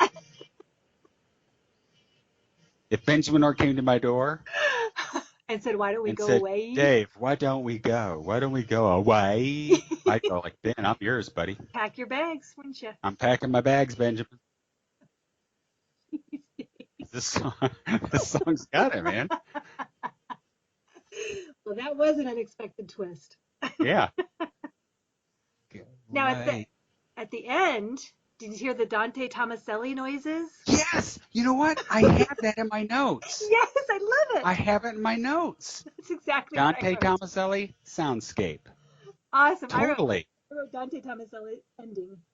Shout out to Dante. Heck There's yeah. the Dante. Okay, we're shouting out everybody in this episode. Hey, and Dante just had a birthday, October 29th. Yes, he did. Yeah, Yeah. happy birthday, Dante. Yeah, Dante. Yeah, he'll be a little while after it when he hears this, but still thinking about you, Dante. Which, by the way, Dante, if you're listening, I am gonna watch your movie. As your soundscape comes on, because I watched that movie The Witch, which scared the shit out of me, and I survived. So I think I can handle, possibly desecration. I'm not sure. Okay, well, you better. You've been promising for like a year that you're I going to know. try. No, He's going to come after you. He's going to send some, he's going to get his voodoo doll out. you got it. He's going to start poking you. Now let me tell you, Donna, Oh, boy. this song popped on my stereo the first time I heard it. I was like, fuck yeah. Really? Yes. Oh, This song kicks ass. you know, From the lyrics to the guitars to Elliot's solo to the drums all right. to Greg's little sounds to the background vocals. This song kicks butt I don't know. because it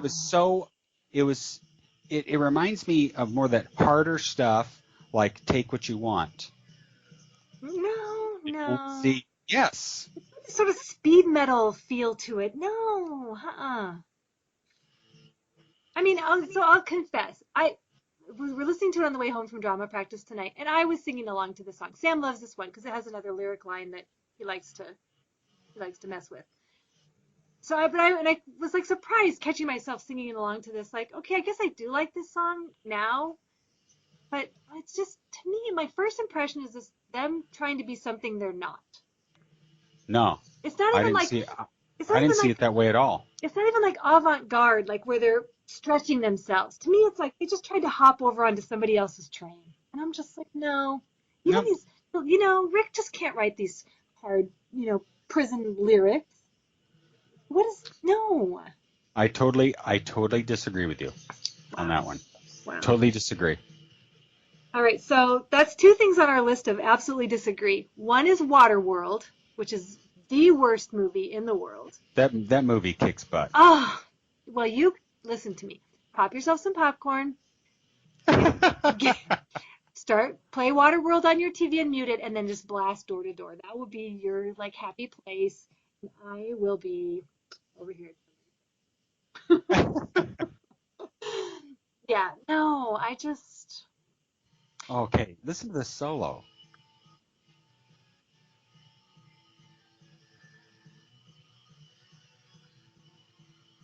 Does that sound like Elliot's stressed? No.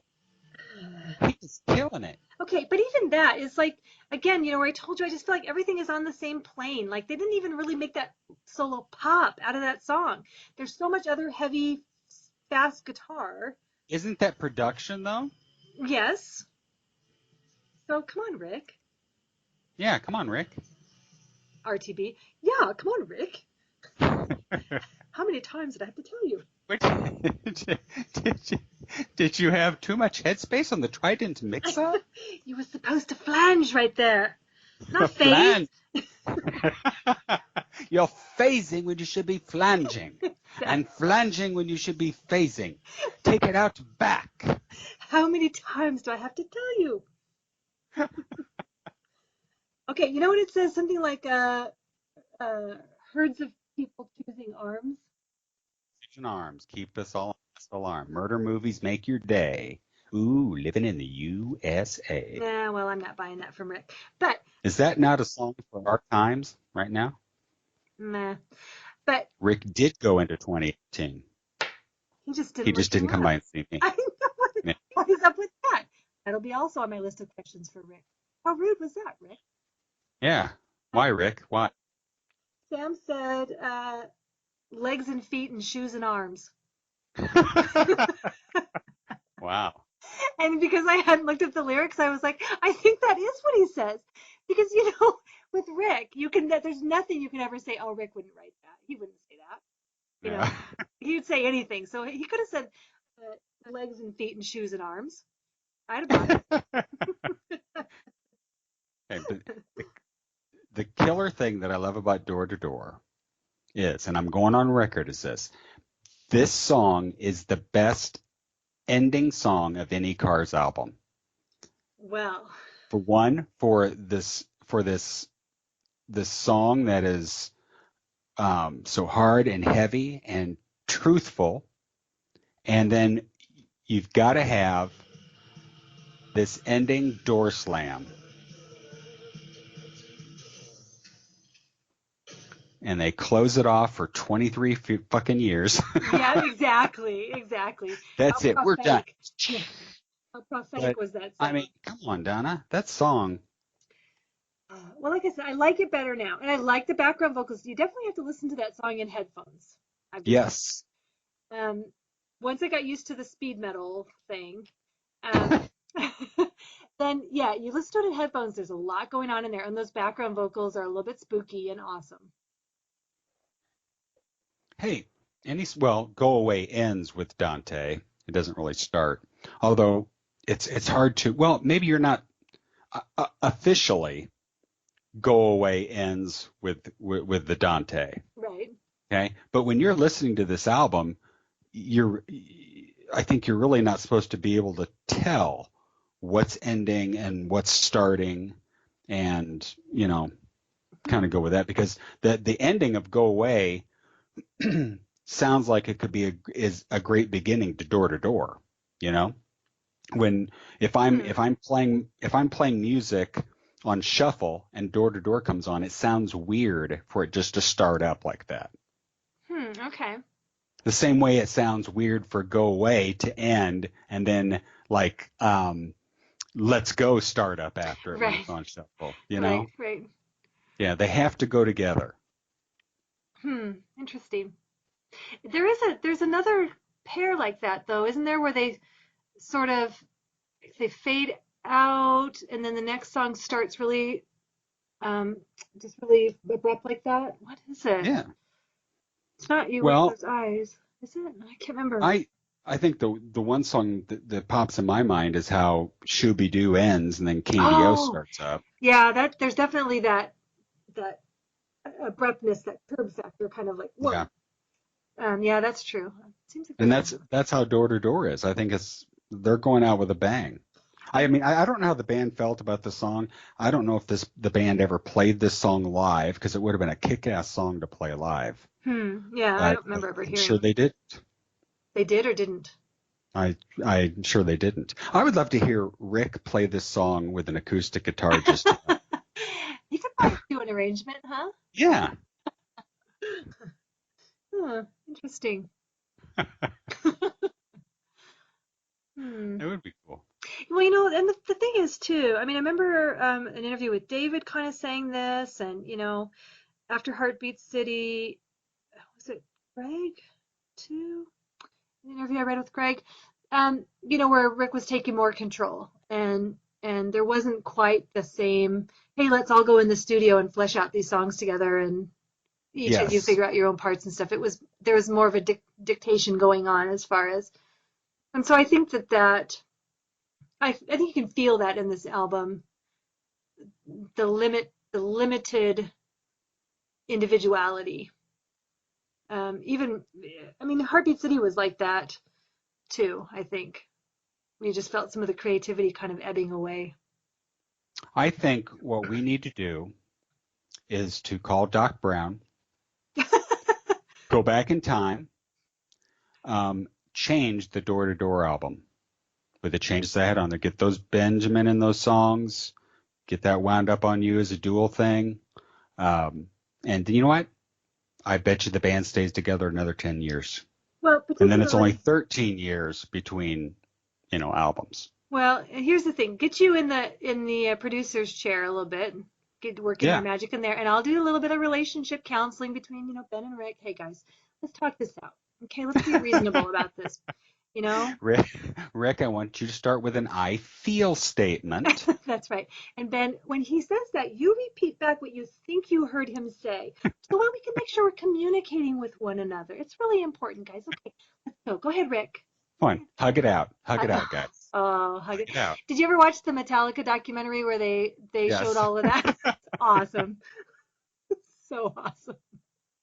Hug it out. Yeah. So, as far as throwaway songs in this album, I know you'd throw away Fine Line. Oh yeah, I'm afraid I would. Yeah. And like I said, I've got used to Door to Door. I'll sing it now, but I could do without Door to Door. Interesting. And again, I know. 11 songs on this album. That's just. Yeah. I would earlier in my life I would have thrown out Fine Line, but I really enjoy it now. So what would you have scrapped? If I had to scrap one, you're going to be shocked. I would scrap You Are the Girl. Wow. Yeah. Wow. It doesn't fit with the rest of the album. Yeah, I see what you're saying. I see what you're saying. Where would you? Well, I would almost. It's almost a Tonight She Comes kind of sound, or. Yeah, but interestingly enough, You Are the Girl is the song that, besides Tonight She Comes, that inspired our buddy Dave Juskow with How'd You Do It? Ah, okay. That's the song that he plays. Oh yeah, with the keyboards and so forth. Right. Yeah, I'm trying to remember. That's the sound he was going for. Was You Are the Girl. Nice. Nice. So I guess I can't go back in time and scrap that, because if I do, then what happens is Dave Juskow never hears it, Right. which means he never really gets the idea to make Turbocharge. Right. Which means I never fall in love with Kevin Cash. Exactly. I mean. And then half of our lines that we say in our podcast are gone. Right. They fade out like in the picture in Back to the Future when they start disappearing. Exactly right. Oh, yeah. I guess we'll have to leave You may have it. screwed things up already, Donna. I don't know. Jeez Louise, Let's go Dave. back and listen to past episodes. I know they might already be gone. Where did the Turbocharge episode go? It's just like gone, Donna. It's gone. What? Geez, Doc. I need another million gigawatts of whatever. I can't remember. Son of a bacon bit. Noise, that's janky. I know. Wow. Okay. I one of the little things I forgot to say is I actually keep having this little synthesizer riff in my head. In Tata Weo Weo, Mm-hmm. Greg's little happy synthesizer noises that are going Yeah. on through the whole song, which I love. But there's this video on YouTube that my kids have obsessed on at one point. It's like an 80s aerobics championship thing. It's so embarrassing and so funny. But the music in that sounds so much like the Tata Weo Weo keyboard that I have it on my notes to post it after we post this episode. You will be surprised at how alike they are, I think. So part of my brain, when I hear that song, pictures these people in their embarrassing 80s aerobics outfit with their hair and through their grody-ness, and I see them dancing and doing their jumping jacks and all sorts of stuff in my head. Wow. I know, so I can't wait to share that with you and ruin your brain. Wow. Thanks. I really appreciate that. Hey, I'm here for you. What are friends All right. What are friends for? for? All right. Ruin your favorite songs, Yeah. right? Book and Penub. Woken Penub. All right. So getting to the Midnight Scroll, Donna, let me once again tell people, if we read your email on the air, I'll send you a bona fide, limited edition Night Thoughts the Cars podcast pick Nice. in a standard envelope with a stamp. Nothing else. I'm not going to throw anything else in there. I'm not even going to write a handwritten note like, hey, thanks for writing in. I'm just going to open up the envelope, shove that baby in there, Really? close it shut, and mail it. Night Thoughts Yeah. business card. All those are gone, Donna. They left in the rock hall. No, actually, I have some more. I was like, you left all of them at the No, rock. no, I probably still have a good 50 left, Okay, I good. think. So you could do that. So you're right. I could. All right. So there's 2 prizes for you just for writing a freaking email. Let's Yeah. do it, people. Let's do it. But we have to read it on the air. So if you just write in to say, hey, I'd really like one of those pics, not going to get it. Yeah, we're probably not going to read that. Nope, not going to get it. All right. Okay. Well, let's start it. Let's do it. Oh, Dave, can we go What? back? Can we go back for a minute? You mean like to our childhood? Tell me how you felt Sure. about your childhood. Well, We didn't talk uh, about that door-to-door album cover. so Well, it's very we different. did. I said that it pissed me off because it wasn't gatefold. Well, yeah, but it's so It's different than got all the other album covers. it's got pictures. Marco It's got Claviano. it's got the band on the front. How many Um, pictures of the band are on the front? 1, 2, 3, 4, 5, 6, 7, 8, 9, 10, 11, 12. 3 of Rick, 3 Three of of David, um, 2 of Elliot. 2 of Elliot. No, yeah, 2 of everybody else. Yeah. So 3 Rick, 3 David, because David designed it, and then 2 of everybody. Good job, David. He's like, Yeah, I'm getting my revenge for Heartbeat City. but the 2 pictures that always stick out are those iconic pictures of Rick, which with him flicking a booger off his nose, um, and Benjamin holding his ear. The picture of Rick he used again for Fireball Zone because Paulina did the Photoshop portrait using that picture. Nice. And then that photo of Ben, close up of Ben used as promo shots when he was solo. As a matter of fact, I believe he used that same picture for An Evening with Benjamin Orr Oh, lovely. when he was doing the resort tour. Right, right. That short-lived So, but very true no, it was not short-lived. It was like 6 months in one location. and one location. He flew his mom in for it for her birthday. He did. All right. That I hardly even noticed that anybody else is on that album cover because that picture of Ben putting his earring in, getting ready for a night on the town, that's pretty great. No. So you don't know for a fact that he's putting in an earring. He could have had like a cyst, and it's all oozy, and he's like popping that baby. It's like wait, I gotta take care of this, and He's getting ready to cover it with his recycled eye patch. yes, Ben was a mess, man. He had the eye going on, and now his ear gets all inflamed See, that's why I and pussy. always stood in the back. He already has boils or, shingles or something going on that he always had to conceal. Yeah, Poor Ben. that's it. So this picture you think is so hot of Ben all these years is like, shit, no, he's popping a cyst. Medical nightmare. Yeah, man. He's already cut it open with a pocket knife or something. Stuff sprayed all over the Trident mixer. Maybe he's covering it with gum. He's poor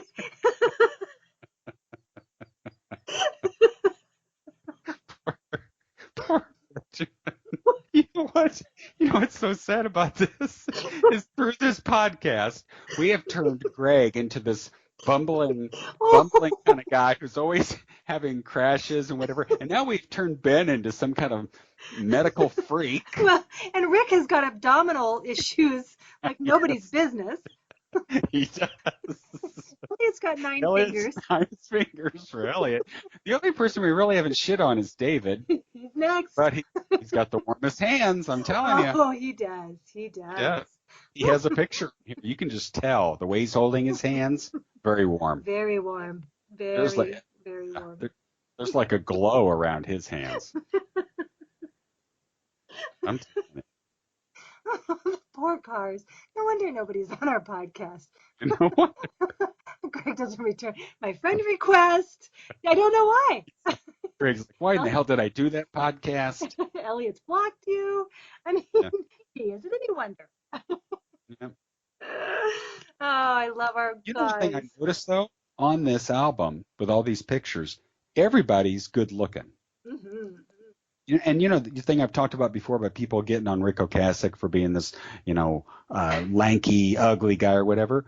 Yeah. Rick is in his prime here, man. Yes. Yes. Rick is having the time of his life with Paulina. He's doing all the shows and things like that, and he's duded up. But everybody in the band is at their they're on point. Yeah. They've got it going on. They're all fashionable. Mhm. They all got the memo to dress up for this photo shoot. Yeah. Yeah.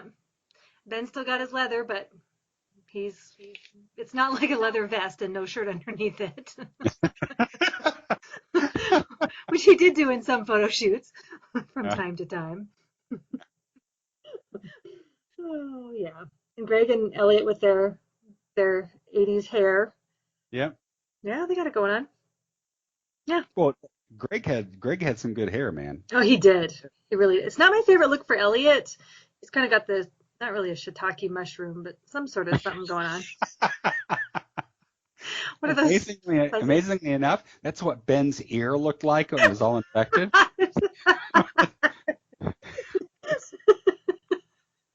Big shiitake mushroom. He found that Bubblicious was the best remedy. It really is, man. The shroom ear. No, but you're right. Greg's hair is epic in this era. Yeah. He's looking good. And you know what? I think Coming Up You is about his ear.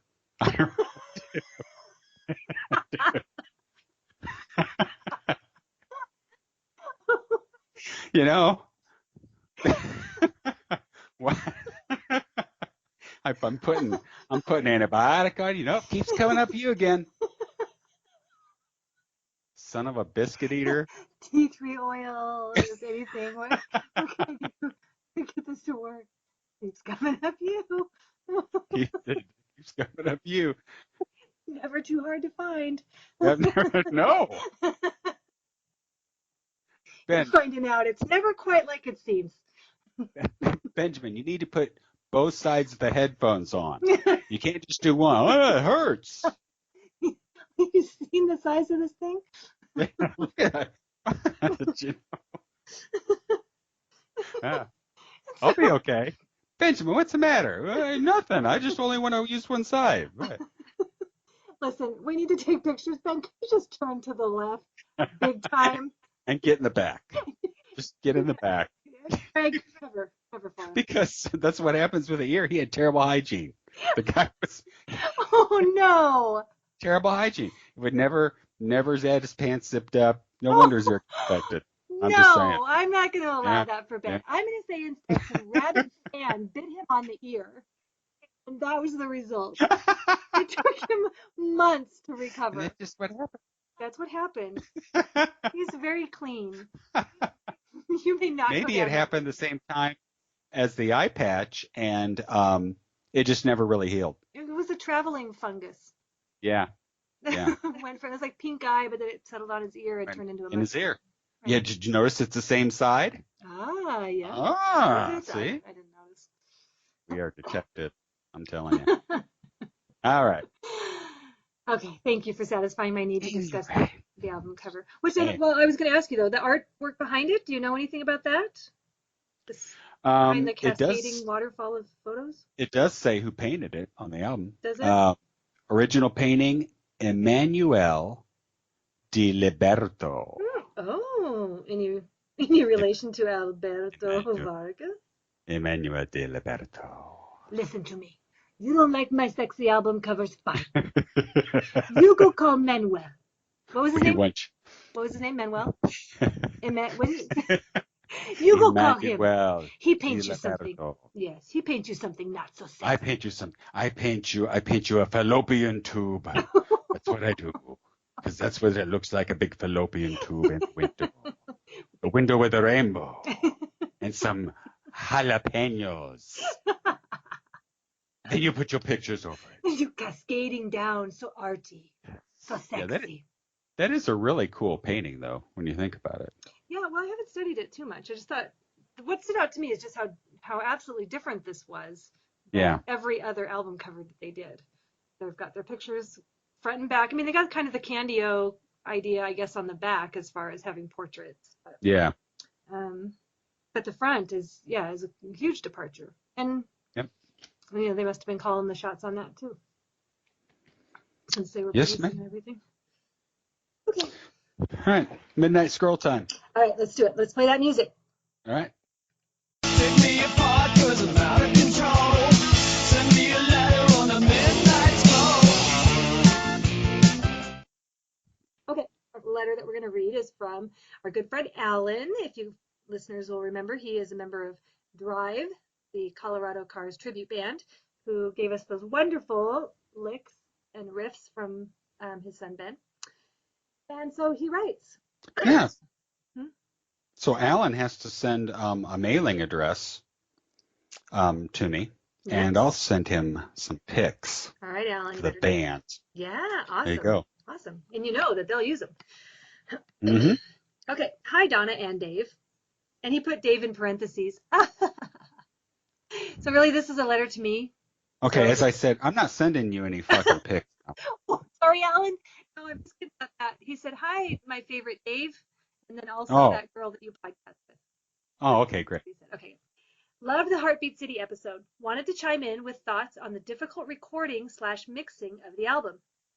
I had a unique perspective on this because I was working at a Dallas Top 40 radio station, AAFM, the day You Might Think single was released. Excuse me.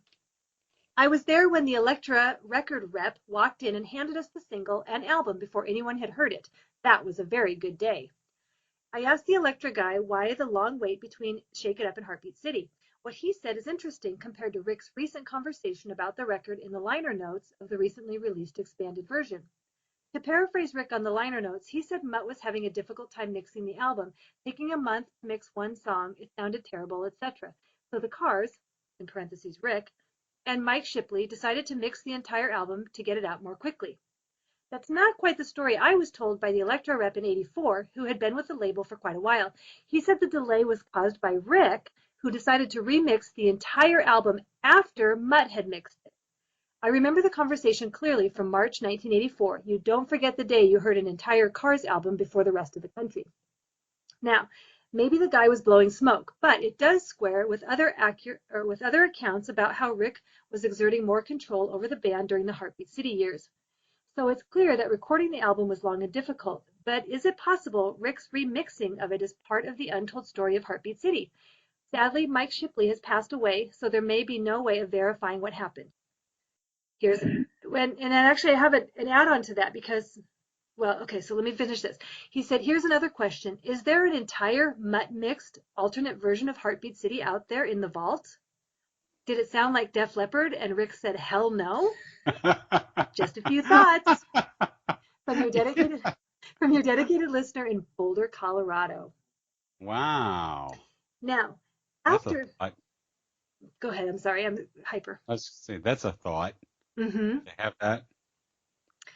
After that, he sent me another email and he said, after writing that email from what I heard about Heartbeat City's mixing, I wondered if Shipley ever talked about this. And lo and behold, there was an interview with him in 1999 in Mixer Console about his career in Heartbeat City. He rarely did interviews. The relevant Heartbeat story, with another reason why the album was delayed, the mixing studio lacked walls and a ceiling. So he sent me this excerpt. Can I read this? Wait, that would make it a patio. Or a deck. Oh. Yeah. It says, so the question that was posed to Mike Shipley was, you first came to the U.S. to mix Heartbeat City for the Cars. Mutt had produced it, but he didn't come out for the mix. And Mike Shipley answered, no, I came out on my own to do that with the band. Mutt just needed a break. It was a bit of a struggle getting that record mixed. It was taking a long time. It can get to where when you push the fader up, even though it will be the same bass drum on tape that you've heard for the last 6 months, you'll wish to heck it was something different. We spent some time mixing it at Battery, but it was a record that had gotten quite experimental in how it was made, and we actually needed a bigger console to mix on than it was possible to get in England. Electric Lady purported to have a big new console, so Mutt suggested we go there, and they said, sure, come right over. And I jumped on a plane. On Wednesday, we decided to pull the plug, and I was on the plane on Friday. I walked into Electric Lady saying, show me the studio. I better get started. And the studio manager's going, let's go out to lunch. I just wanted to get in the studio and get a feel for it, but it was no, come out to lunch. So eventually I got to look at the studio, and you could see the sky. There were no modules in the console, no speakers in the wall, and I had to hang out there for a couple weeks while they finished off the studio. Wow. Right? Huh. Interesting. Yeah, I'm so excited for Alan to share that with us, to give us that insight. Yeah, very cool. Yeah. Because then I do remember us talking about that on the Heartbeat City episode about, them hustling it over to like being like, we're sick of England, we need to go. And so there was more to it than that. Huh. Yeah. Very interesting. All right, so that does it for the old midnight scroll. And as I said before, Alan, I got some pics with your name on it. Matter of fact, I'm going to write your name on one of these freaking pics right now. So you can actually Alan. There you go. I seriously did, Alan. When you get these pics, you're going to see I actually wrote your name on one of them. There you go. All right. So Donna, where can people find you? Wait. What? Don't. I know you're completely surprised at me interrupting you, but I have one more thing I wanted to ask you. Okay. Regarding Door to Door. Sure. Do you think they're going to put out an expanded edition? Oh, good question. You know what? Mm-hmm. I messaged John Hughes. Really? He never replied back to me. Said, hey, we're going to get an expanded edition for Door to Door. But here's my thought on this. Rick controls it all. It's all in his vault. If Rick doesn't have stuff ready, they can't talk about releasing an expanded edition. I think it's all on Rick's end. But wouldn't they want to? Like, wouldn't that have been discussed at the beginning of like, okay, first we're doing this box set, then we got the colored vinyl, and then we got, okay, now we're going to do a gore. Okay, then we're going to re-release the entire, or maybe in that conversation, Rick said, well, let's just get up through Heartbeat City and call it good. Yeah, maybe didn't want to mess with it at all. But you would think there's got to be other demos surrounding that time that they could put in. Well, they said they had a jam session, and that's how they came up with doing Tata Weo and Leave Her Stay Again. Mm-hmm. So yeah, there's got to be stuff, and you know how they've been doing everything in twos, kind of, right? Yes. So they could do it with Move Like This. Yeah, but I don't see them doing an expanded edition Move Like This. It's too recent. Come on. I think that they need to do this one and let it go. I think they need to do both because I'm sorry, people who have to hear this, but I am convinced that's their last album. So they have to do it. It completes the set. Yeah. Now, I just wonder if there's any songs out there that, let's say, if they're unfinished, but have Benjamin vocals on them, and they could, take out Benjamin's vocal and then do the music and polish it up and make it a new song with Ben singing. Like that would be fucking awesome. Yes, like that orchestra recording that just came out not very long ago, or is coming out. Yes. Yep. Yeah. See, that would be cool. I know. That would be cool. There's got to be more stuff. There's more audio, and it's not like they care about the time-space continuum. So even if Rick goes through and finds stuff back from whenever, he can still put it on a door-to-door expanded edition because they haven't been consistent with the eras, Yeah. Yep. So my thoughts on that is, I think they want to do one, but I think on Rick's end, they don't have material to do one with, and it's up to Rick to get some gumption and get down in that vault and start searching, baby. That's right. Roll up your sleeves, Rick. Hey, in fact, I'll help you. Give me a call. Yeah, I'll help you too. See, there you go. No problem. And there's something else I was going to say about that. What was it? Oh, do you think that maybe like Milkwood? Do you think that Rick is embarrassed about Door to Door?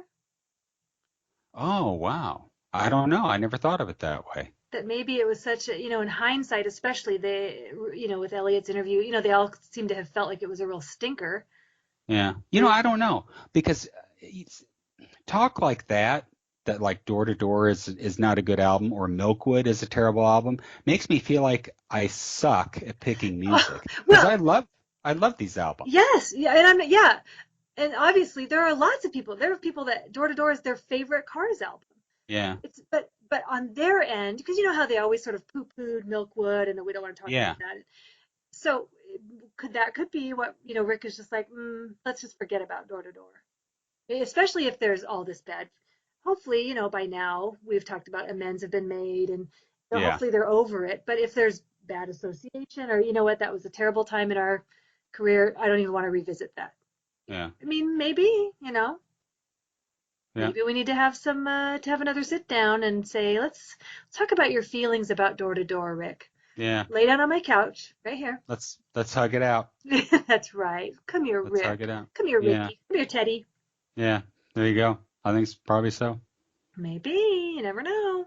All right. All right. Well. So where can people find you, Donna? Yes. Now I will tell you where you can find me. You can find me. Tell us where people can find you. I am on Twitter at Sweet Purple June. And I am on Facebook. I have a page called Benjamin Orr, Sweet Purple June. And you can also find me on my little blog. I got a little blog. It's called www.sweetpurpljune.wordpress.com. So come find me. All right. And of course, you can find me on Twitter at @night_spots. And once again, Turbocharge, fb.me/turbocharge the movie. Oh, yeah. Doing it all for Just Cow. He's the man. That's right. Oh, and you know what? Let me put in a plug for Dave Just Cow's podcast, because I'm telling you, if you're not listening to Just Cow's podcast, you're missing out. The guy cracks me up. What was the title every Tuesday, of the most recent Fly. one? Look it up on iTunes. Look it up on The Night Fly. The Night Fly. What was the title? Oh, what's the title of his last episode? Of this episode, didn't he? It was rather risque, as I recall. It was something about Sarah Silverman, something about orgasming or something like that. I thought it was like wanting to know about David's. Yes. Yeah. I was like, what the heck? That was the gist of it. Yeah. But he's hilarious. You know how he can just listen to people and he's just going a mile a minute and he's funny. And he's got all these voices he does and he plays clips and he's a 80s nostalgia kind of guy. He likes all those movies and even stuff before that, likes to play. And I tell you what, the guy is a freaking expert on The Godfather. He can verbatim. I mean, he does that in this last episode. So, hey, if you enjoy our podcast, folks, check out Dave Just Cow, The Night Fly. I guarantee you'll like it. Very nice. And There you go. And another plug for Kirk Johnston and Snowblind Yes. Revival. Yep. If you guys missed out on episode 40, go back and find it because we had an awesome interview with Kirk and he told the backstory behind Snowblind Revival and where those any money he makes off of that or any of the band members make, that's going to a really excellent cause. And so go find that episode and listen to it. And then buy some Snowblind Revival tunes. They rock. They do rock. They rock hard. All right. So take us out, Donna. All right. Bye, everybody. Hey, greetings to you, my podcast friends. Hey, it's me, your old pal Rico. Night Thoughts, the Cars podcast, is not directly affiliated with the Cars or Rhino Records. So we don't end up swimming with the fishes. Here's how the whole thing goes down. Under Section 107 of the fucking Copyright Act of 1976, we got some fair use rights here. Like busting people's balls over things we don't like. Telling you how shit went down. Teaching you schmoes something new. And digging up dirt about the most fantastical band in the world, the Cars. You know how fair use is permitted by copyright statute that might other infringe on other fucking rights? Yeah, it's like that. The fact we don't make no money, we record this podcast for personal use, and teach you stuff so you're not a fucking moron, tips the balance of our podcast shenanigans in favor of fair use. So there you have it. Capiche?